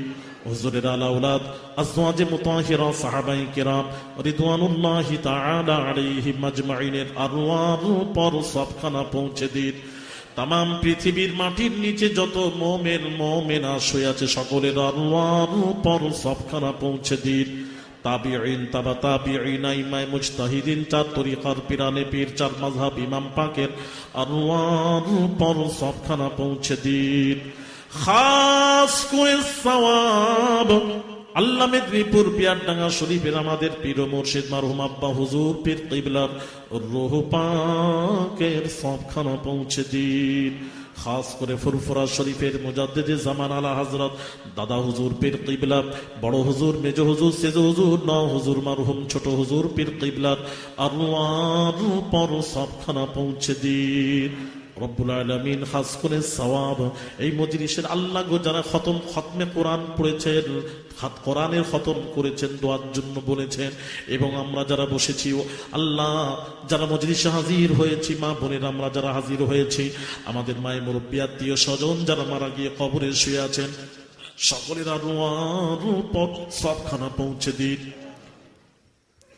সকলের কবরকে নূর দিয়ে ভরে দিন। সকলের কবর থেকে বেহেশ পর্যন্ত পরিষ্কার পথ করে দিন। রব্বুল আলামিন, গুনার বোঝা নিয়ে শাহী দরবারে হাতখানা তুলেছি মাবুদ, জিন্দেগির সমস্ত গুনাহগুলি ক্ষমা করে দিন। আইন্দা জিন্দেগি নেক আমল করার মতন তৌফিক দিন। সব হারা করবেন, রাজি আছি, ঈমান হারা করবেন না। শেষ সময় তোমার হাবিবের কলেমা আমাদের সকলের জবান থেকে জারি করে দিও মাবুদ। রব্বুল আলামিন, রব্বুল আলামিন, আমাদের মধ্যে যারা পেরেশান হাল আছেন আল্লাহ তাদের পেরেশানিকে দূর করে দিন, ঋণগ্রস্ত ঋণ পরিশোধ করার মতন তৌফিক দিন। আল্লাহ যারা আওলাদ আতা করে দিন, যে নারীদের বিয়ে শাদী হয় না ভালো পাত্রের ব্যবস্থা করে দিন, বিবাহের পর যাদের সন্তানাদি হয় না নেক সন্তান দিয়ে ওই নারীর মুখে হাসি ফুটিয়ে দিও মাবুদ। অবিবাহিত যুবকদেরকে যৌতুক ছাড়াই বিয়ে করার মতন তৌফিক দিন। হারাম খাওয়াবেন না, হালাল রুজিতে বরকত দিন। রব্বুল আলামিন আমাদের মধ্যে যারা অসুস্থ বিমার, আল্লাহ আমার আম্মা জান অসুস্থ, আল্লাহ বড় ভাই জান ছোট ভাই আল্লাহ অসুস্থ বিমার, আল্লাহ পাঁচনার হুজুর আল্লাহ তাদের শরীর সুস্থ করে দিন। আল্লাহ আমাদের মধ্যে যারা বিমার আছেন অসুস্থ আছেন আল্লাহ তাদের শরীর সুস্থ করে দিন, শিফায়ে কুল্লিয়াতা করে দিন। রব্বুল আলামিন আমাদের সন্তানদের জেহেন বৃদ্ধি করে পড়ার শখ পয়দা করে দিন। আল্লাহ যারা পরীক্ষার্থী পরীক্ষায় কামিয়াবি আতা করে দিন। রব্বুল আলামিন আমরা ছোট সম্পর্ক ছোট নয়, সম্পর্ক বড়দের সাথে উলিদের সাথে। তোমার হাবিব বলেছেন যে যাকে ভালোবাসবে তার সাথে তার হাসর নাসর হবে। হাসরের ময়দানে ফুরফুরা শরীফের মুজাদ্দিদে জামান আলা হযরত দাদা হুজুর পীর কিবলার পতাকা তলে সমবেত হওয়ার মতন তৌফিক দিন। রব্বুল আলামিন এই মজলিসের আয়োজন যারা করেছেন, শ্রম দিয়েছেন, কষ্ট করেছেন, টাকা পয়সা দিয়ে যারা সহযোগিতা করেছেন এবং যারা জলসা শোনার জন্য এসেছেন, কিয়ামতের দিন কঠিন মুসিবতের সময় এই মজলিস তুমি আমাদের সকলের জন্য নাজাতের ওসিলা বানিয়ে দিন। দুরূদ শরীফ আল্লাহুম্মা সাল্লি আলা সাইয়্যিদিনা মাওলানা মুহাম্মদ ওয়া আলা আলি সাইয়্যিদিনা মাওলানা মুহাম্মদ। লা ইলাহা ইল্লাল্লাহ, লা ইলাহা ইল্লাল্লাহ, লা ইলাহা ইল্লাল্লাহ মুহাম্মাদুর রাসূলুল্লাহ সাল্লাল্লাহু আলাইহি ওয়াসাল্লাম। সকলেই বসে সিন্নি নিয়ে নেন, জিকির করতে থাকেন, সিন্নি নিয়ে যাবেন। আসসালামু আলাইকুম ওয়া রাহমাতুল্লাহ।